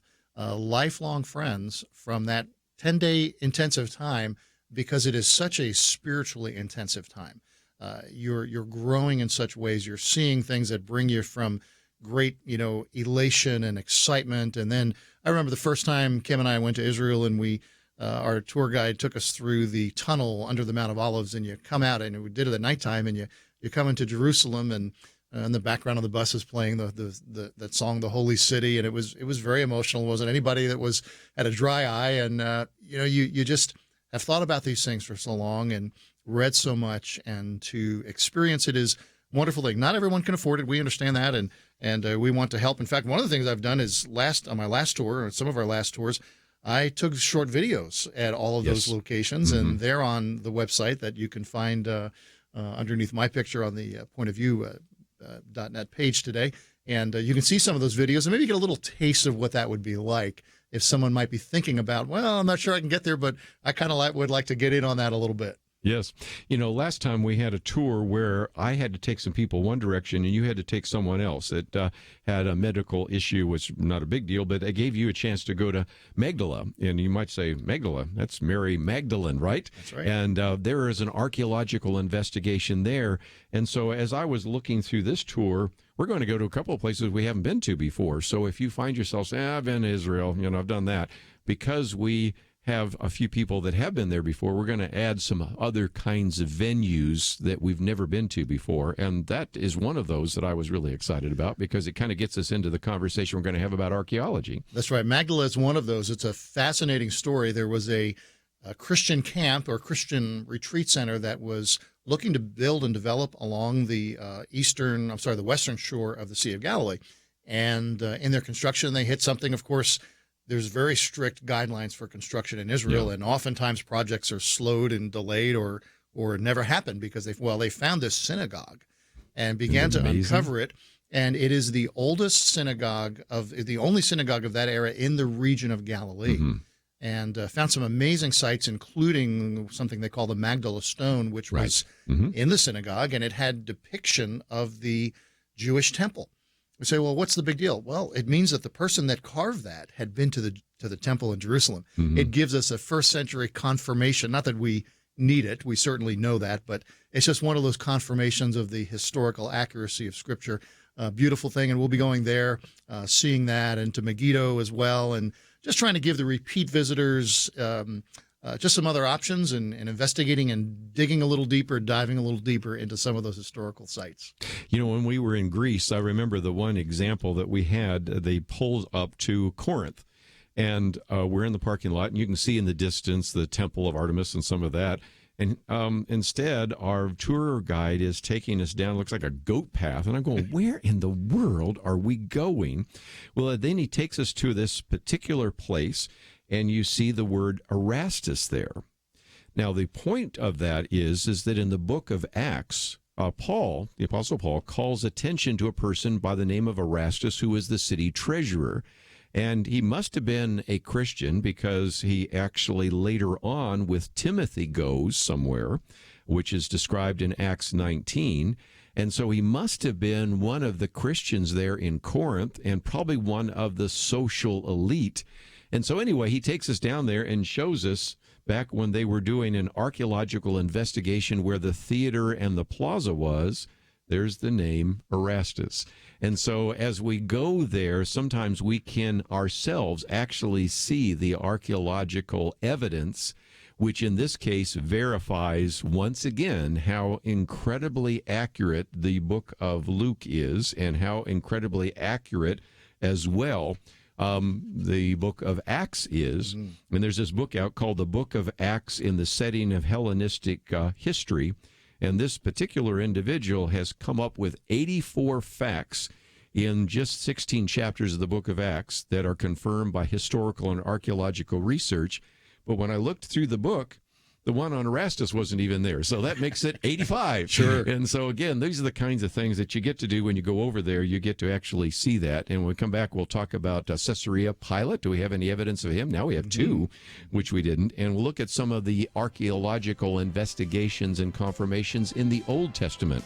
All that coming up as we talk with Dr. Paul Barreca. And a little bit later, if you'd like to join our conversation, 1-800-351-1212. We'll be right back.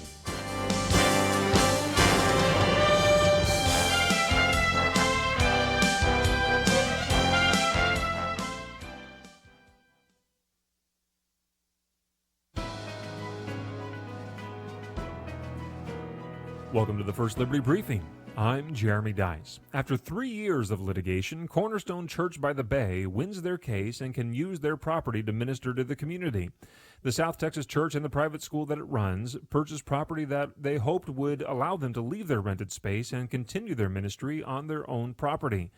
But the city zoning laws were confusing. It allowed non-religious institutions to occupy that part of town, but the zoning rules did not allow churches there. When the church asked for a special use permit, the town's Board of Aldermen denied the request, keeping churches from operating in that area.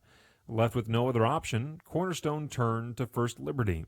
We filed a lawsuit on their behalf, alleging that the town's zoning actions violated the Religious Land Use and Institutionalized Persons Act, along with the Texas Religious Freedom Restoration Act.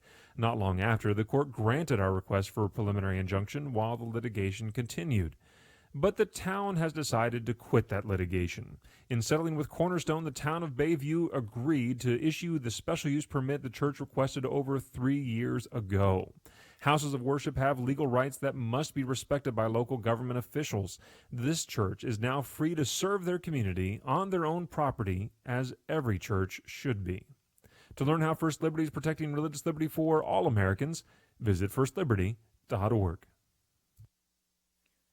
You can learn how to protect religious freedom in the workplace, public schools, your church, the military, and more by downloading First Liberty's free Religious Liberty Protection Kits at firstliberty.org.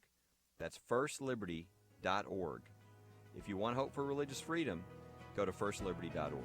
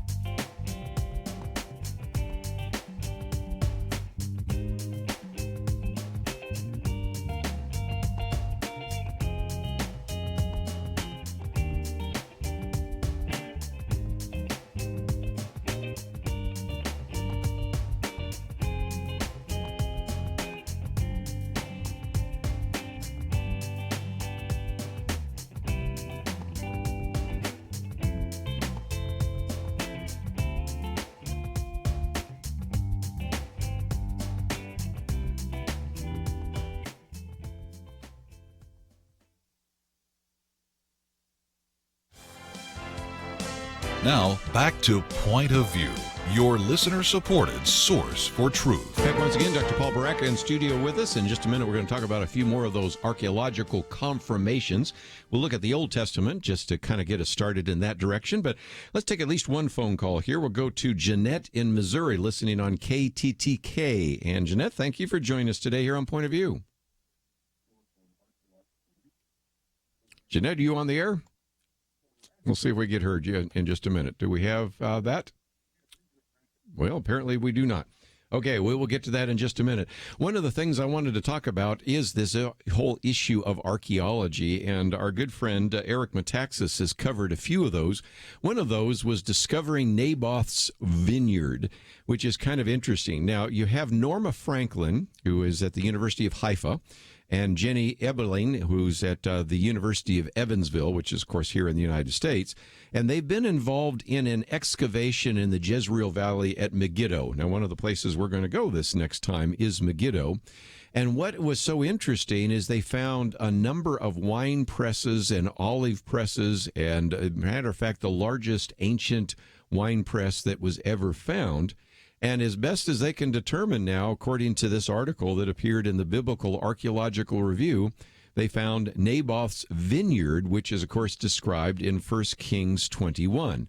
Now, you might remember that King Ahab and Jezebel had a plot to kill him to get the vineyard, and now they think that they have actually uncovered the vineyard that Ahab and Jezebel plotted to take away from him. Amazing. And, as these archaeological discoveries happen, we find, the Bible is filled with amazing detail. Yes. I think from the point of view of someone that's a negative against Scripture, if the Bible meant to be, if it weren't true, you would expect to find a book that would be ambiguous and generalized and not be very specific, because, well, you can really be nailed on the specifics when people start researching. But the Bible is filled with specifics. And we get to Genesis 10 and Genesis 5, and you have pages or chapters of names, and you go through the stories of the kings and the chronicles and people and families and tribes and locations of battles and how many soldiers were slain, and all of these specific details that can be verified. And when they are verified, and when we find archaeological confirmation of them, boy, it just gives us it increases our confidence in Scripture. And this is just one of those many, many places where the spade of the archaeologist shows the accuracy of the Scriptures. Let's see if we can try to get Jeanette again. Jeanette, are you on there? Yes, I am, Kerby. There we go. Thank you for calling in. What would you like to add to our conversation today? Well, I'm listening to you, and you're talking about the trip to Israel this coming year and next year. And I just want people to know how magnificent it is to go to Israel, which was my life, my dream of my whole life. And you made it so precious because you taught me, and I do not read the Bible the same anymore. It's like the Bible all of a sudden is all colors. Well, I think it's a good point, right? It sure is, Jeanette. Great to talk to you today, and you added to some of those wonderful memories and that camaraderie, and your emotion in sharing with us is shared mutually, because our hearts are united on those trips, because we have this intense spiritual experience. And it's not just about a group of unknown people and now they're friends. It's with the Lord. Mm-hmm. I mean, we are drawn closer to the Lord as we're in the place. And I think, Kerby, I think for you as well, one of the most tender things for me is when we find those places in Israel mm-hmm. where we know this is the actual place. Right. That Jesus was, or that Paul was, or something like that. And so many of the things in Israel, particularly in Bethlehem, you've got this great cathedral built over what may have been the place where Jesus was born. And I don't know how many places locate the site of Mary's Assumption into heaven. I think there's 3 of them in Jerusalem. And, yes. So you find some of that is inaccurate historically. But when you stand on the southern steps of the temple, you know that Jesus walked up those steps to go into the temple. Right. When you see one of the many mikvahs that are there, you realize that Peter baptized people here.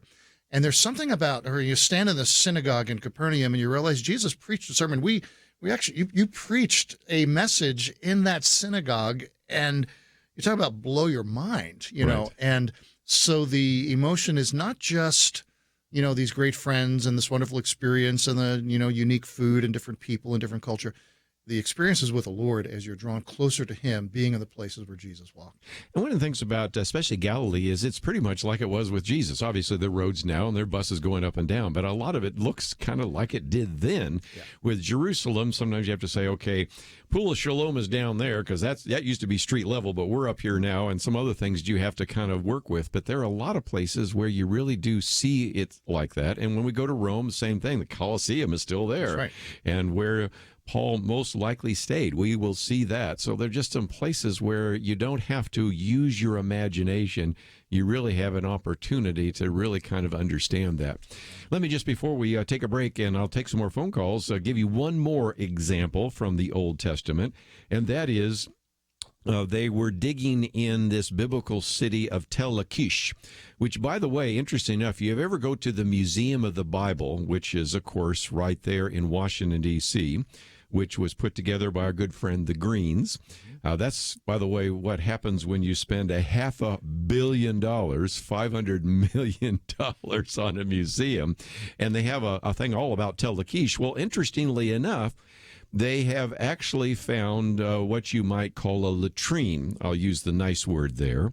And when they found that helped answer one of these questions, because in 2 Kings 10, King Hezekiah removed the high places, smashed the sacred stones, cut down the Asherah poles, and it goes on to say that he demolished the pillar of Baal and destroyed the temple of Baal and made it a latrine to this day. Now, if you're going to desecrate a pagan area of worship, nowhere more than you could actually destroy it by turning it into a latrine, and they've actually found that as well in Tel Lachish. So it just illustrates again, I know that's slightly off color for some people, but it just illustrates that even with something just as almost like a throwaway line, you can go back to 2 Kings 10 and read about what King Hezekiah did about tearing down the high places, the Asherah poles and everything, but actually took this temple made to Baal, not only destroyed it, but turned it into a place where people would use it as a restroom. And that, and nothing else. We have, again, the archaeological verification of that. One of the ones I was amazed at, and in 2019, Lord willing, we'll go to Megiddo. And one of the things that exists at Megiddo is stables. And you say, well, what's the big deal about that? Well, for many, many years, particularly in the 20th century, archaeologists and critics of the Bible said, well, we know they didn't have horses in the day of Solomon. And that's something that, came later. And lo and behold, we find chariots or stables for a number. I think there are about 800 stalls that they've discovered at Megiddo, and there may have been many more, but they're dated from the time of Solomon. And that gives, again, contradicting all of the wisdom and knowledge of, the intellect, so to speak. But the Bible is right. And I think it tells us that when we come to Scripture, we can take it for what it says. We can believe it. It's been validated. It's been verified. It gives us great confidence in our faith. And if the small details about latrines and chariot stalls are true, how much more important the truths of eternal life and Scripture and the importance of salvation through Christ alone. If we can trust those small details, well, certainly the much bigger details, we can put our faith in Christ. We're going to take a break, and when we come back, let's take some more phone calls. Maybe you have some questions about Bible interpretation, archaeology, Bible reliability. Those are all issues that we will put on the table as we continue to talk about Israel, and also just get more of an update on some of the things that Dr. Paul Barreca has been doing with Fellowship International Mission. So let's take a break. If you'd like to join us, 1-800-351-1212. We'll be right back. Why should you become a partner with Point of View Radio? Because for decades, this team has made a significant difference in lives and communities across the nation. Because America is dying for lack of biblical wisdom about life and culture. You should give because your gift will make possible cutting-edge information on issues that matter, information you won't hear anywhere else. Why? Because your gift will change lives, because you'll influence our culture with biblical truth, and because you can make a difference for the future. Our nation needs a truth team very badly. Support Point of View Radio today at pointofview.net. Click on Join the Truth Team and choose your level of support. Pointofview.net. Or call 800-347-5151, 800-347-5151. Or mail that first donation to Point of View, Box 30, Dallas, Texas 75221. Box 30, Dallas 75221. Point of View will continue after this.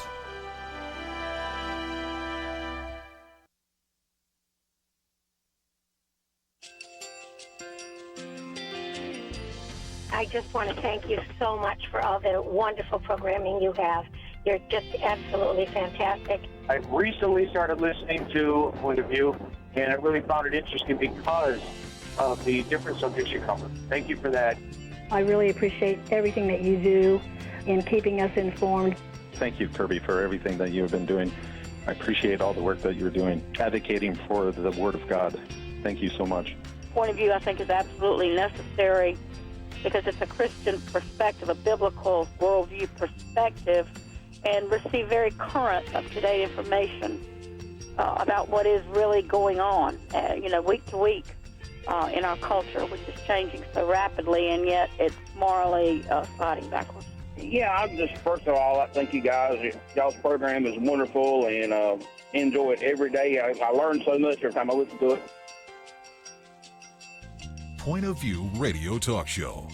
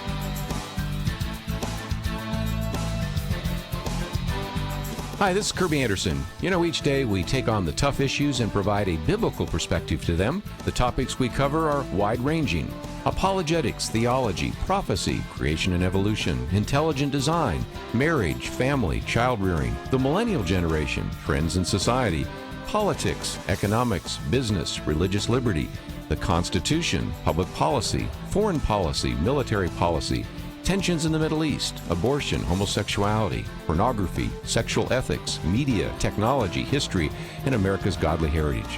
We talk about anything that affects your faith, your family, or your freedom. So don't go anywhere, because Point of View continues right now.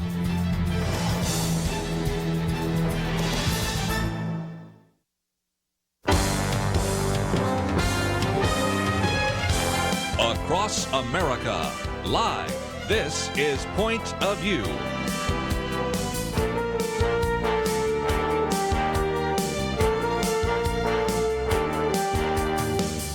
And now, Kerby Anderson. If you'd like to join us, 1-800-351-1212. And if you've just joined us at the moment, let me just mention that in the last hour we were talking with our good friend Dr. Paul Barreca in studio, so you can watch this on Facebook Live. Of course, you can also watch it on our website, pointofview.net. Been talking about a tour that we'll be taking to Israel and Rome next year, and some of you would like to sign up. But even if you cannot go, we've posted some videos from previous trips, and we'll do so again. And we've been talking a little bit about how archaeology really has confirmed the historicity of the Bible. And even during the Christmas season here, one of the things I've been making available, Paul, is this one on messianic prophecies. You think about this, over 1,000 prophecies in the Bible have already been fulfilled. A good number of those have to do with Old Testament prophecies about a coming Messiah that literally are fulfilled in the person of Jesus Christ. And it kind of makes the argument that we made last hour. If the historical details of the Bible are accurate, which we can test and can evaluate and can determine whether or not they're accurate, then the other things which we can't scientifically validate, heaven, hell, spiritual issues and things like that, we can have a greater trust. And that's the same kind of thing. If all these prophecies about Jesus as the Messiah are fulfilled in his first coming, we have greater confidence in those prophecies about his second coming. That's right. Absolutely. It does it. As believers, we have faith in the Lord, but it's a reasonable faith. Mm-hmm. It's faith that is based upon things that can be evaluated and observed. And the Lord never wants us to close our minds to science and investigation. We need to be looking at these things, and thankfully, believers are at the forefront of this. We're doing these archaeological work and supporting so much of that, and the Israelis are doing a fantastic job in the Middle East. They really have some amazing systems and departments, and their antiquities department really is, they're the world experts, because they have so much history literally buried just underneath the stones you're walking on in the land of Israel. We'll talk about one of those in just a minute. I'm going to give you a couple more archaeological verifications that have come just in the last couple of years, not even decades. I mean, I was just looking at one of those that just happened within a year or two ago. So two of these I'm going to give in just a few minutes happened just the last couple of years. Just again, every time there's a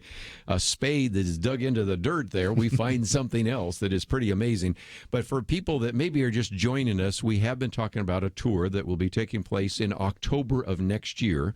You can go on the tour with us to Israel or Israel and Rome, so you have the opportunity, and I'll just hold this up again, for you to join with us, and we have information about that on our website. And if you can let us know that you're interested, that helps us make some other kinds of plans. I know we've always done one bus, but I got a feeling with all the interest, we probably are talking about two buses this time. Well, we have a lot of interest in this, and we thought we'd be able to have this tour a little bit earlier, but the popularity and the demand for hotel space and tour space in Israel is just unprecedented. They've never had this many people. We're at record levels. And so getting a tour together takes a little bit longer. And I don't want to push FOMO, fear of missing out. Mm-hmm. But I really do believe with the number of people, I think we have about 15 or let's put it this way. If everyone that said I want to go is going to join with us, we're already full. Yeah. I would encourage folks, if you're thinking about it, really do get on that fairly quick, because we do think this will fill up and be a wonderful opportunity to go with Kerby and with myself and hear not just the geographic information, the archaeological information, the historical information, but the spiritual blessings of those Bible studies.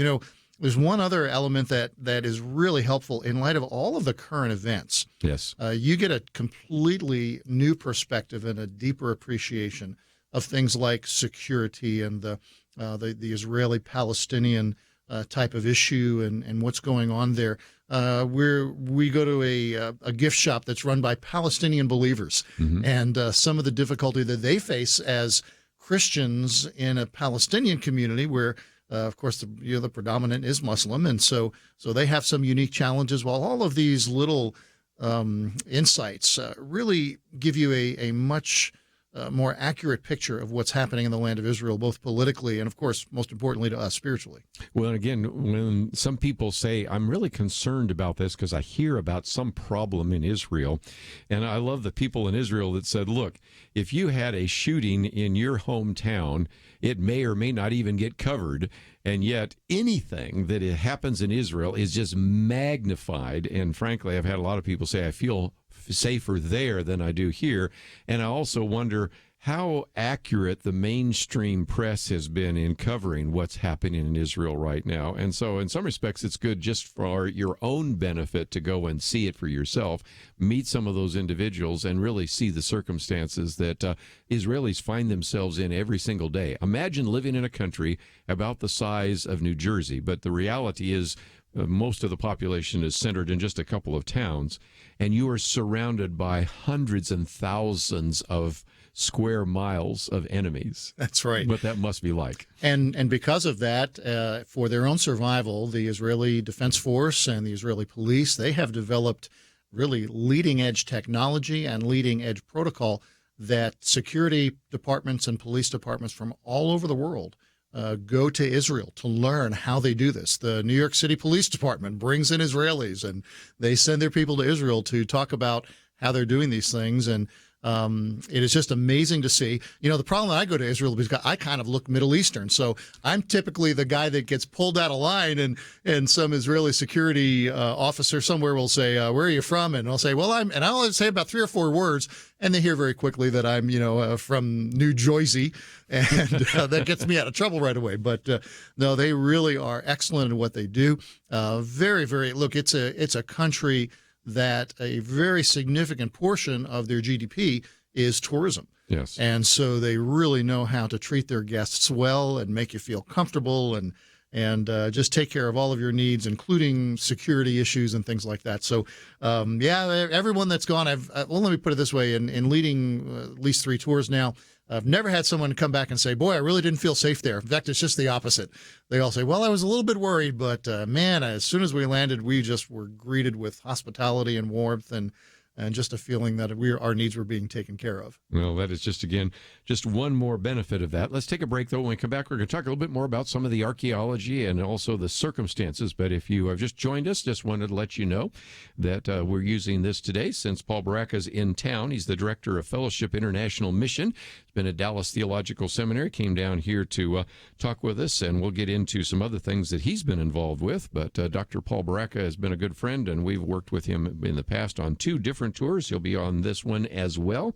And the tour guide that we are going to have is one we worked with who's just very outstanding as well. So if you've always wanted to go to Israel or like to know more about it, or if you know somebody that might be interested in this, go to our website, pointofview.net, and we have everything from the online reservation to an information about the itinerary, date, pricing, all of that right there on the website, pointofview.net.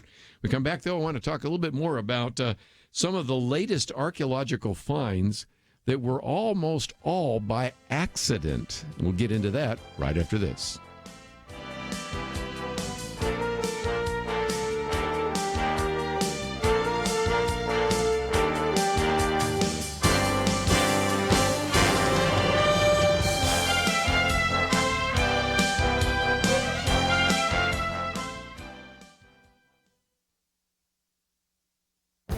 This is Viewpoints with Kerby Anderson.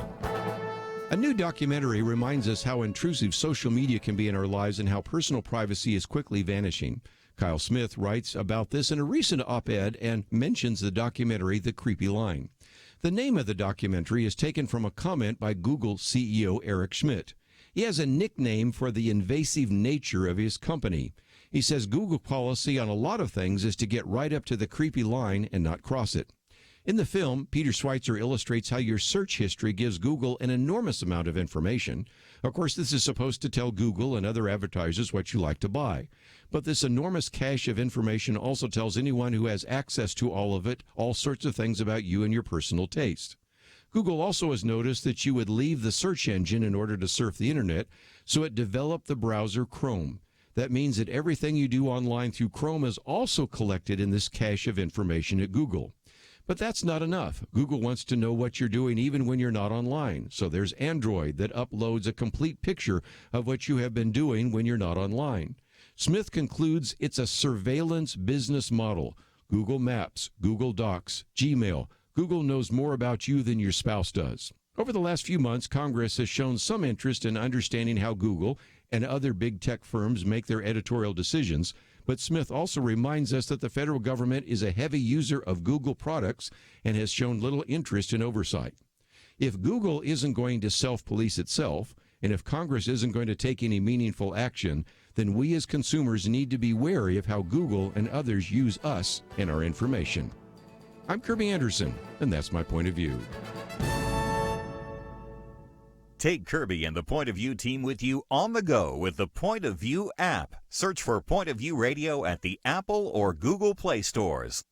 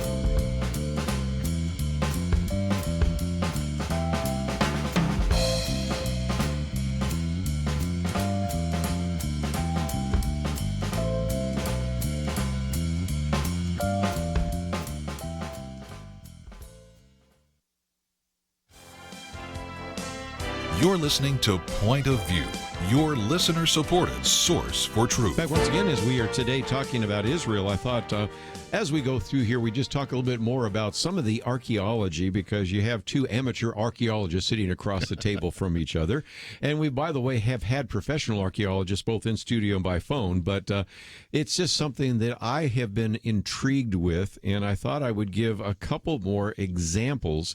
These are both examples, Paul, of, if you will, almost accidental archaeological finds, which I think is just an illustration of the fact that if we have any young people out there listening, if they would like to go on a dig, it's hot, it's dusty, it's sort of boring, but you just never know what you're going to come up with, right? No, that's right. And a lot of colleges will do that.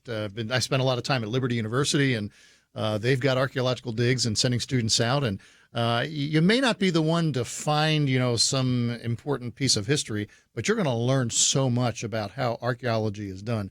And unfortunately, it is rather monotonous, boring stuff. Sometimes you're sitting around a 2 foot by 2 foot square that's been roped off, and you're slowly sifting with a toothbrush, literally, what's going on there, and days and days of work, and you might find one potsherd, one piece of clay or something like that. But the magnitude of that kind of work, and it is really dependent on volunteers, because somebody's got to do all that digging, and there's some great opportunities for students that might want to go and do some of those digs. Well, let's talk about this clay seal, and I have mentioned this once, but again, unless you're really into it, this is probably something that you're not aware of, and this is on Jerusalem's west wall. Now, what they've tried to do is that some of that wall needs to have the mortar taken out and new put in. Well, as they've done that, they've come across some of these seals. Now, when they found them, literally, they appeared. They put them in boxes, and it was only later the archaeologists go, wait a minute, this is an answer to our question. This particular rare seal, this impression comes from 2,700 years ago. It was discovered, as I said, in the Western Wall Plaza, which was unveiled just a few weeks ago. It's been months now, I guess it is. And this was actually presented to the mayor of Jerusalem. Now, why is that significant? Well, you have these seals that just appeared there, but it has the inscription belonging to the governor of the city. So this really supports the biblical record that there were governors in the city of Jerusalem 2,700 years ago. Okay, well, then, interestingly enough, the Bible actually refers to the names of a few of those governors. One of those is Joshua, who's mentioned as a governor in 2 Kings, and Messiah is mentioned as a governor in 2 Chronicles. So here is an example of, as a matter of fact, the archaeologist was describing later that she had set that aside, and only later when they looked at it said, wait a minute, we found something much more significant. We have now independent historical archaeological verification for something the Bible talks about, and that is that there were governors in Jerusalem that far back. And so for our biblical point of view, that's the divided kingdom. And there's some information verifies some of these things. It's really quite fascinating, and as mentioned many times, gives us great confidence in the accuracy of Scripture. Yeah, so that's one of those that's kind of interesting. The other one I thought I would bring to the table for just a minute is Nineveh. Now, as many of our listeners know, Nineveh was overrun by ISIS. And so the ancient city of Nineveh, of course, has a different name now, but we'll just use the biblical name for just a minute because that was the case. And so when the terrorists were there, they went through these archaeological sites in Iran, and they destroyed so much, and we're well aware of that. And they demolished what was reputed to be the tomb of Jonah. Whether it was or not, probably, but, we can't say for sure. And so then they started digging all sorts of tunnels looking for treasure and artifacts that they could get and actually sell. Okay, well, then we drove ISIS out of that area. The archaeologists came back, and the digging actually uncovered an Assyrian palace that was there in the city of Nineveh. Now, according to the article that was in the Iraq magazine, that means they found the inscriptions that matched the biblical order. Sargon II, which you see in Isaiah 20, Sennacherib, which you see in 2 Kings 18 and 19, as well as in 2 Chronicles and Isaiah 36 and 37, then Esarhaddon, which is in 2 Kings 19, also Isaiah 37, and then I'm not even going to try to name the last one there, Ashurbanipal, I guess is how it said, which is in Ezekiel. So again, you have in this ancient city, really, which is not a biblical city. We know, of course, that Jonah goes there and preaches, and salvation takes place. But eventually, it's pretty much an Assyrian city. But even there, when ISIS destroyed all of those archaeological finds, when they started digging, they uncovered accidentally something that, again, verifies the Old Testament record. The Lord's in control, isn't he? Some of these things we look at and say, what a crisis, but we see God continually, look, this is God's word we're talking about, and the one with the greatest interest in seeing it validated is the Lord himself. And so we're not going to undo what God has done. We're not going to make invalid what God has declared. And as we dig and as we find and as we go through these discoveries, we find more and more. Just showing how truthful God is. I have had some people, Paul, say, well, why aren't we getting more out of the archaeology in the Israeli area or the Middle East? And that is, well, first of all, we got a war going on. They have wanted to do some investigation in the Golan Heights. The last two times we've been in the Golan Heights, I remember the first time we're looking out and we're seeing explosions in the distance because that's ISIS. That's right. Really hard to do any kind of archaeological investigation where ISIS is fighting, or in this case, to do archaeological investigation when ISIS holds the city of Nineveh. And then, of course, there is, as you said, the tedious digging year after year to begin to uncover things in Megiddo, in Caesarea, or even in Jerusalem. But if we could ever bring peace to the Middle East, I don't think that's going to happen anytime soon, just think of how much more archaeological discoveries we might be able to have. That's right. Now, some of the things we discovered, we will be in Masada. Yes. And all of the discoveries on Masada, and some of them are just fascinating. It's one of my favorite sites in Israel. For one, you're 2,000 feet in elevation above the Dead Sea. But that did not become available for Israel to dig and to excavate until the 67 war, until they reclaimed all of that land. And the same with the Western Wall and so much of what is now being excavated, even in the city of Jerusalem. Prior to the 67 victories that Israel secured over Jordan and Syria and Egypt in that war, that gave them, that did increase their footprint of land, but it also gave us this explosion of archaeological information. The countries that are not, Muslim countries, whether it be Jordan or some of those other countries, they do have an emphasis on archaeology, but they may not always have as strong of a desire to bring everything to light. And so there are some things that perhaps we don't know, but perhaps because they show too much of a theological bend toward Christianity, perhaps they're not shared or as much information is available on those things. So we're very, very thankful for what we've been able to uncover in some of those places. Imagine if we were to have access to places, now I'm not talking about political war or anything like that, but if there were a more open sharing of things like in Saudi Arabia and Jordan and some of those other countries, there's probably much that is yet remaining to be discovered in those places. Well, right there by the Dead Sea, they have this one particular area that looks like it was just destroyed by, and now they're starting to suggest, at least some scientists are, that it was something like a meteorite coming in and an explosion, not unlike what happened in Siberia. And now some of these archaeologists are saying, well, then that fits perfectly with the destruction of Sodom. You know? And this explosion would have sent this wall of salt, from the Dead Sea. And if somebody was facing it, it would just kill them and turn them into a pillar of salt. Sure. And so you start going, wait a minute, this is now, even by secular scientists, coming up with evidence that seems to fit with the Genesis pattern. And so that's another one of those studies that we'll have to get more information on, but it's just one of those intriguing thoughts to begin to think about. We need to take a break. When we come back, though, even though we won't be going to Greece next time, we did go to Greece, and that helped us understand Philippi and Corinth and Athens. So I thought we might talk about that for just a minute. And also, before we're done here today, even if people cannot actually join us on the tour, Paul, you've got some great resources that you're going to recommend so that if people want to study this and study the history and archaeology, even in their home, they can do that. So I've got some great material coming up, but we need to take a break. And again, as you might have noticed, we have been talking about a tour that will be taking place next October. But in the meantime, just giving you a lot of evidence, biblical evidence and apologetic evidence for the fact that we really can trust our Bibles, and we really do need to understand what is happening in the nation of Israel. So we're going to take a break. We'll continue our conversation. And if you'd like to join that conversation, 1-800-351-1212. We'll be back right after this.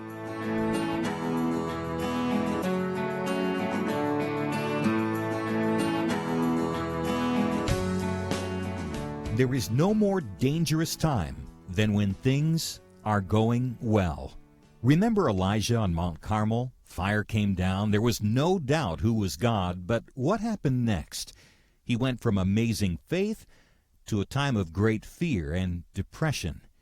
Many Christians have been very thankful a certain Democratic candidate for president was not the one to nominate two replacements for the Supreme Court.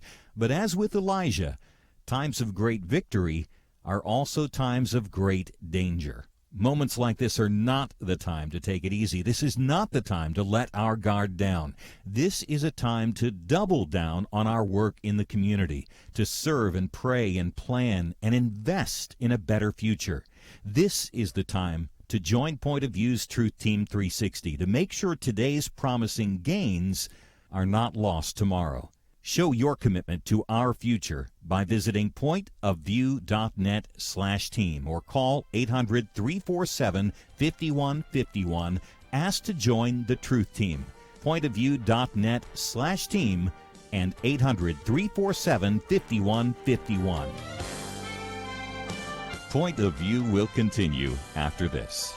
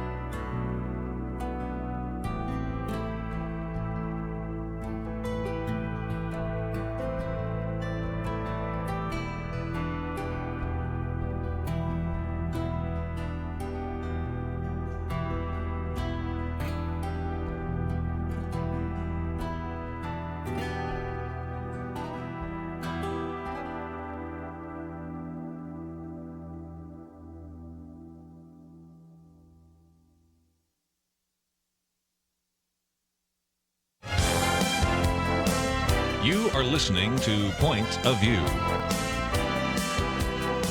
The opinions expressed on Point of View do not necessarily reflect the views of the management or staff of this station.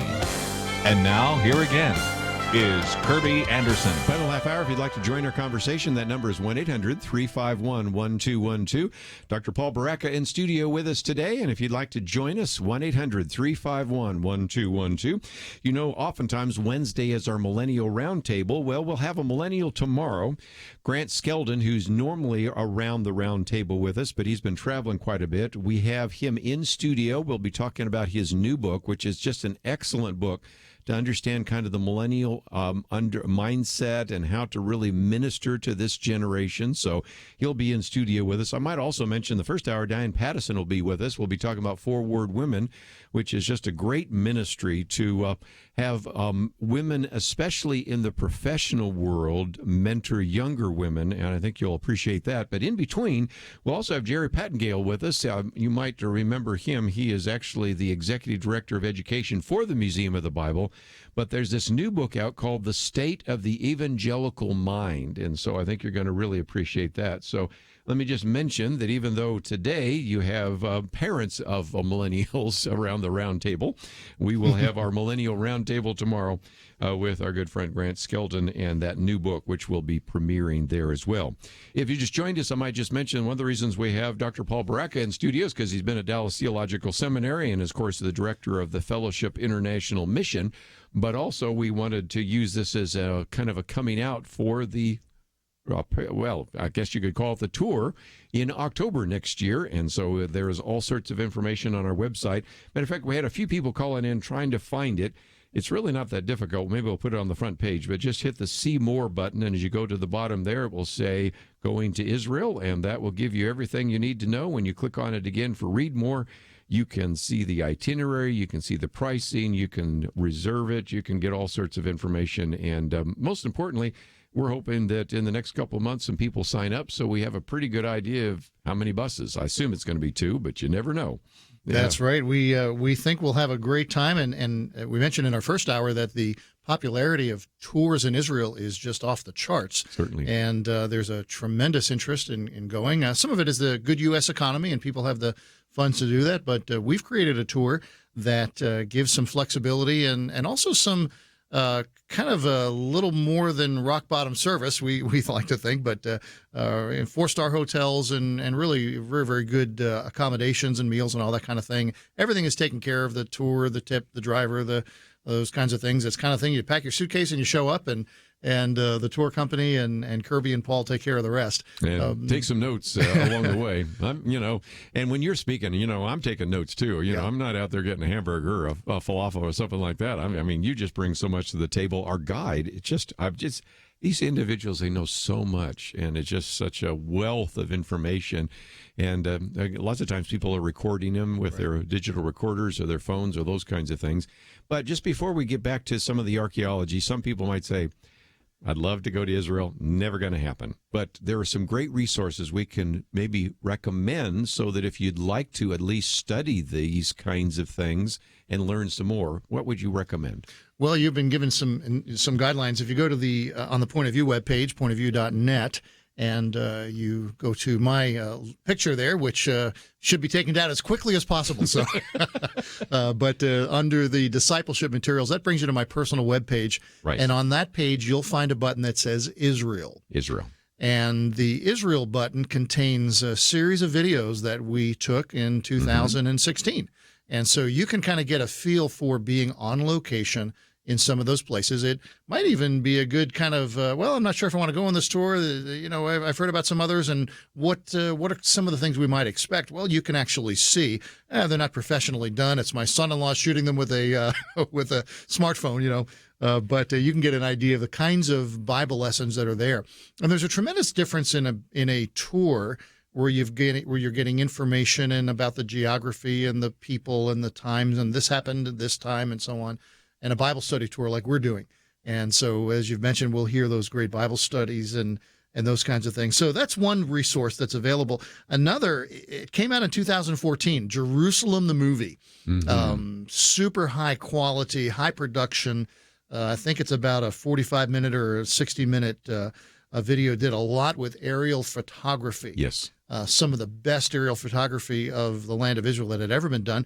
It's available. Of course, it's still available in some locations in IMAX. Yes, it is. And so if you go to Jerusalem, the movie, and just see if there's a city close by where that's being offered in IMAX, that's a really, really good, just kind of an experience. Now, it's not done from a theologically conservative point of view. So some of the information is not really going to bring out theological truths, but beautiful things. You'll be able to see the places that we're going to go to.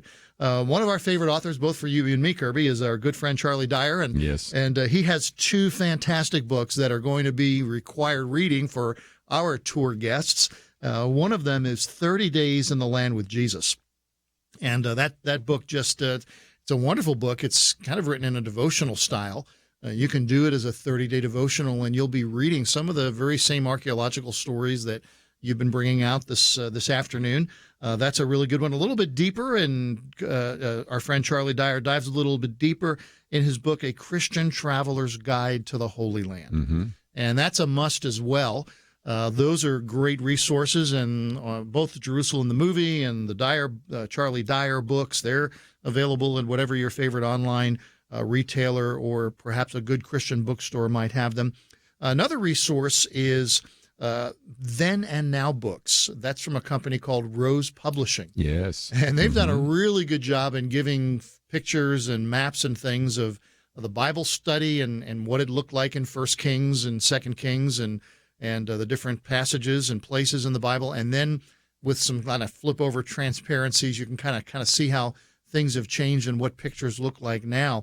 I found that to be really, really informative and very, very helpful. Of course, there's no limit of resources and blogs and authors that are out there, but those are just a few, and we would recommend all of that to you. And it really becomes an enrichment of your Bible study and your Christian life, whether you go with us to Israel or whether you're just able to increase your research at home and take advantage of some of the tools that some very, very godly men and women have put together for us. Some of the books I've mentioned, Peter Walker's books, In the Steps of Jesus and the Steps of Paul. So just a lot of those. But just for a few more minutes, I thought since we were in Greece, that's one of the other places where it's kind of amazing to me because, first of all, if you go to Acts 16 in Philippi, when we pull up there, it's just like it was. I mean, they didn't build a city on top of it here. And so people say, yeah, but do you really know where, like Lydia was baptized? Yes, because you know where the city is. You know where the Via Ingratia is. You follow that. There's the river. They're probably right there. Maybe they were a little upstream, a little downstream, but it was right there. You know, lots of times you say, well, do you really know? I showed a picture of the Philippi, and I said, well, this is probably where the prison was. Well, how do you know? I said, well, this is all that's there. And it's pretty, you know, it kind of narrows it down real quickly. Here's where the theater is in Philippi, and, of course, they now have a basilica and a few things like that. But you can get a sense of what it was like for Paul to be in prison and what it was like to be in Philippi, because there you are. That's you right. know, it's never changed, basically. And in many of these places, we find churches that existed in the 2nd and 3rd century. Right. And you realize that there they are, basically the great-grandchildren or perhaps the great-great-grandchildren of the people that were alive at the time. Right. They knew where these places were. One of them is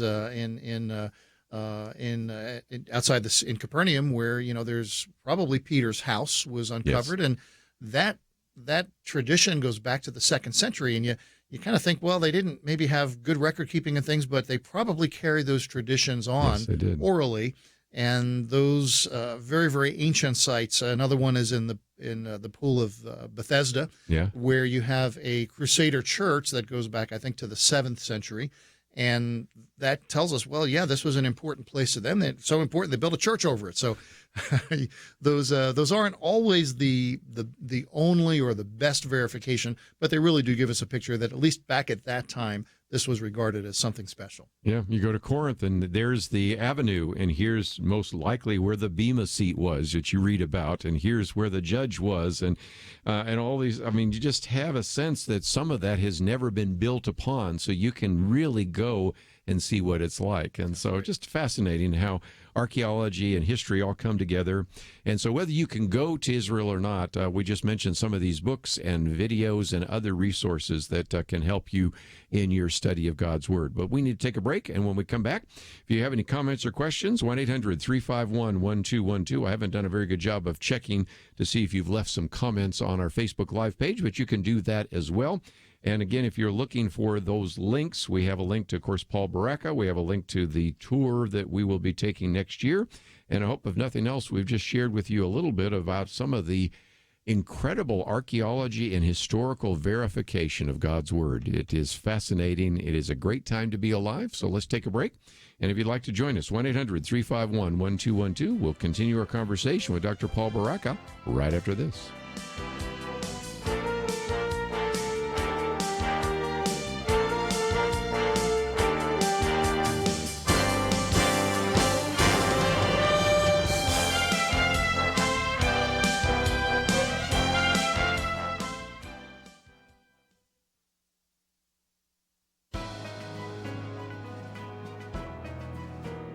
Welcome to the First Liberty Briefing.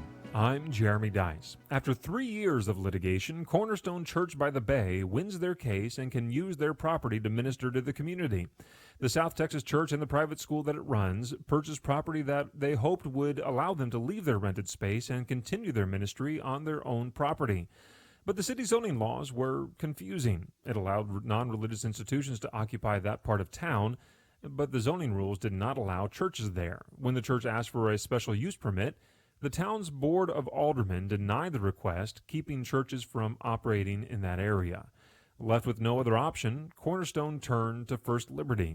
We filed a lawsuit on their behalf, alleging that the town's zoning actions violated the Religious Land Use and Institutionalized Persons Act, along with the Texas Religious Freedom Restoration Act. Not long after, the court granted our request for a preliminary injunction while the litigation continued. But the town has decided to quit that litigation. In settling with Cornerstone, the town of Bayview agreed to issue the special use permit the church requested over 3 years ago. Houses of worship have legal rights that must be respected by local government officials. This church is now free to serve their community on their own property, as every church should be. To learn how First Liberty is protecting religious liberty for all Americans, visit firstliberty.org.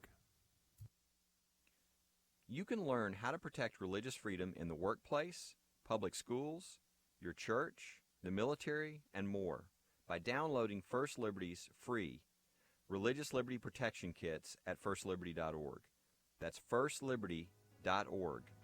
If you want hope for religious freedom, go to firstliberty.org.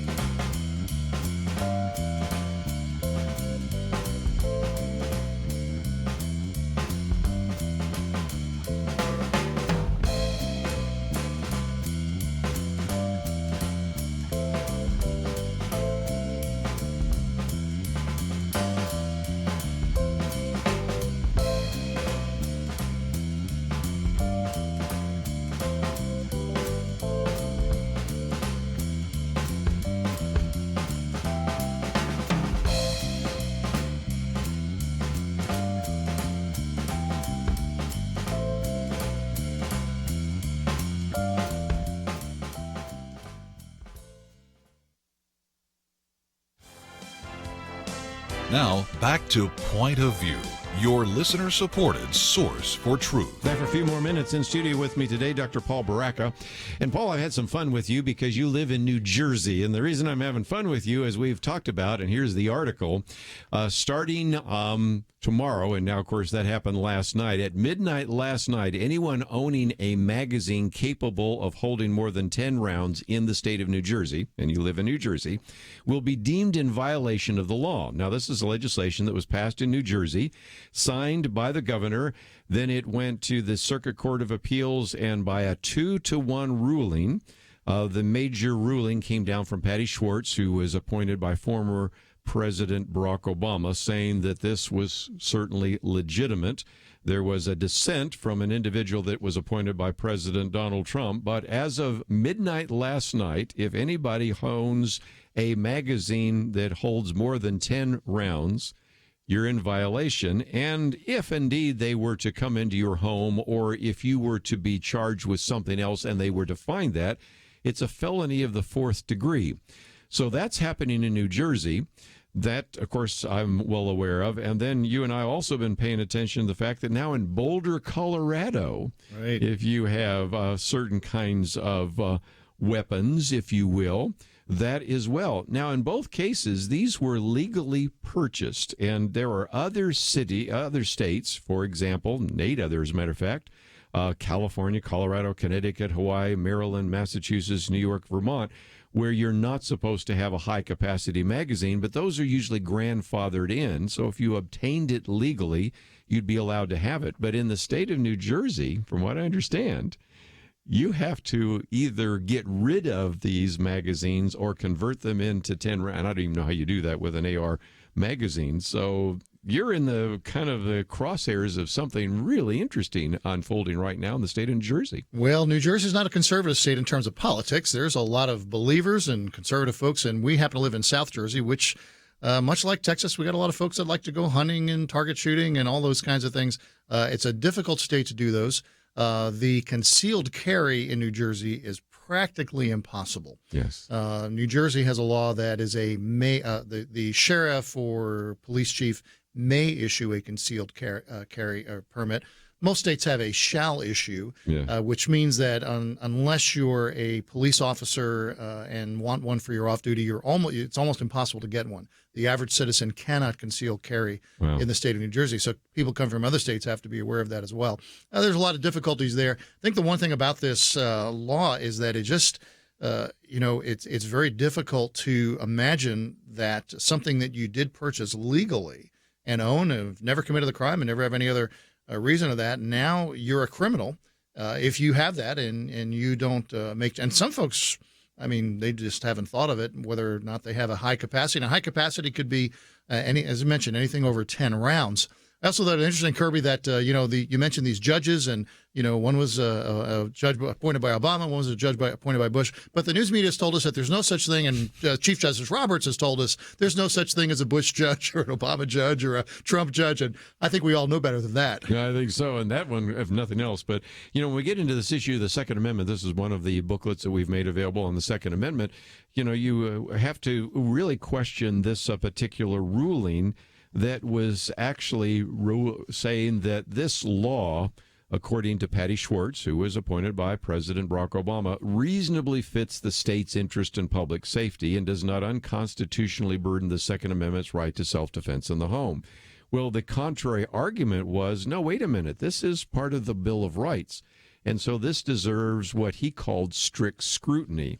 And so this case may eventually go to the Supreme Court, and we'll see where it is. We've had the Heller decision and out of the District of Columbia, and then another McDonald decision out of Chicago, which, again, we go into in some of these booklets. But it's just an illustration, again, of what is happening at the lower court level. And so for now, anybody that might have a high-capacity magazine, and I've always wondered why they use 10, because if you get a typical handgun, most of the time they have 15. Berettas do. Now, you oftentimes get a Glock, especially if it's bought in California or in some of these other states that will have a 10-capacity magazine. But in most of those, they have 15. Try to get an AR-15 or an AK-47 that has anything other than a 30-round magazine for that. That's going to be difficult. So, as you said, it first of all is putting an incredible burden on these individuals.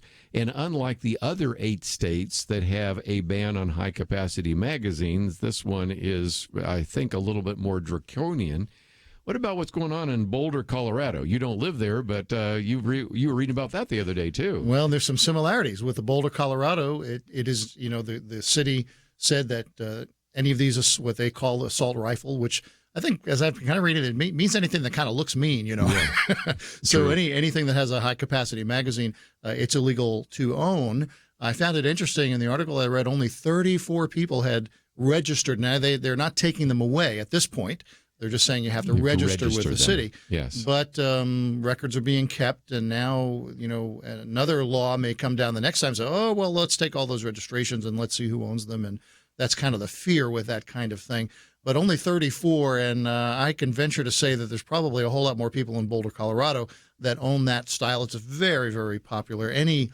Most gun enthusiasts have either an interest or own one of those type of weapons because they're just very unique for defense and for target and shooting. And a lot of guys have come out of the military, and that's what they've used in the military, and they want the civilian version of that. And that's kind of what those guns are. It's a civilian model of those other type of rifles. Well, and again, we're talking about something very different than the military. These are what's called semi-automatic. Yes, In other words, you pull the trigger and it shoots one. It's not like a machine gun or anything else. And part of the difficulty that you have with some of these legislatures is that individuals simply do not even understand some of the basics. And matter of fact, there's a word that's called gunsplaining, where they say, you are actually trying to confuse me by getting into the technical issues of guns. Well, no, it's just that you don't know enough about what you have just implemented. And so, again, here we go. 9 different states now. Your home state of New Jersey now adds to 8 other states, but in a way that's a lot more significant than before. The idea of gun registration, now we see that in Boulder, Colorado. And, of course, back to one of the arguments I made in a commentary a while back, if indeed you are convinced that all these regulations are helpful, the most restrictive state, even more restrictive than New Jersey, is California. That's right. And we had a shooting in California. So I, again, asked to my individuals that want to have more regulations, what, in addition to the regulations that already exist in California, would you want to implement to prevent the tragedy that happened recently in California? So we'll see. But I just thought, if nothing else, we sent that out the other day to some people, and they said, I'm glad I don't live in New Jersey. I thought, I got a guy living in New Jersey who's going to be in the studio today, so I thought we'd mention that real quickly. Just before we end, though, let me mention again that we have a link, first of all, to Paul Barreca. And you can go to his website. You can also go to Fellowship International Mission. And then also, if you scroll down a little bit further, you can see the tour to Israel. And if you'd like to go, that would be the case. If you can't go and you'd just like to get some of the information that Paul was mentioning, it's all available on the website there as well. So, Paul, appreciate you giving us 2 hours. I know you're just as busy as you can be over there at Dallas Theological Seminary, but thanks for coming in today here on Point of View. Always great to be with you, Kerby, and to talk to the many listeners that know and love and support Point of View. And might I just say, I love the Point of View app, and do a lot of driving, and that is always on. I'm able to keep up with you and what's happening in the Friday Round Table. Never miss it, and just happy to be around that same table today. So even when you're not near a radio station, you're listening to us on the app. So I appreciate that. Right. And it's available on our website as well. I want to thank Andrew and Steve and Stephanie for their help behind the scenes. Tomorrow we have a full group of guests that will be in studio and by phone. So I hope you'll join us tomorrow right here on Point of View. The leader looked around the table, motioning to the older men. He said, "You're here to remind us how faithful God has been in the past. Now, you middle-aged guys, you keep us focused on what God is doing right now. Make sure we don't stop. And you younger guys, keep us looking forward. Imagine what God wants us to be doing in the years to come." There's a lot of wisdom there. We have to be thankful for the past, focused on the present, and mindful to plan for a great future. Many listeners have made bold moves to partner with Point of View Radio and accomplish great things for more than 45 years. But as we look around, we do see many positive things, and I think we can all admit there's a lot more to be done. It's time to think about your next bold move, what you can do to invest for our nation's future. Be thinking about that. If you have an answer now, don't wait. Visit pointofview.net and invest to help us enter 2019 strong. If you're not quite ready, please pray and get ready to make your next bold move. Pointofview.net and 800-347-5151. Point of View is produced by Point of View Ministries.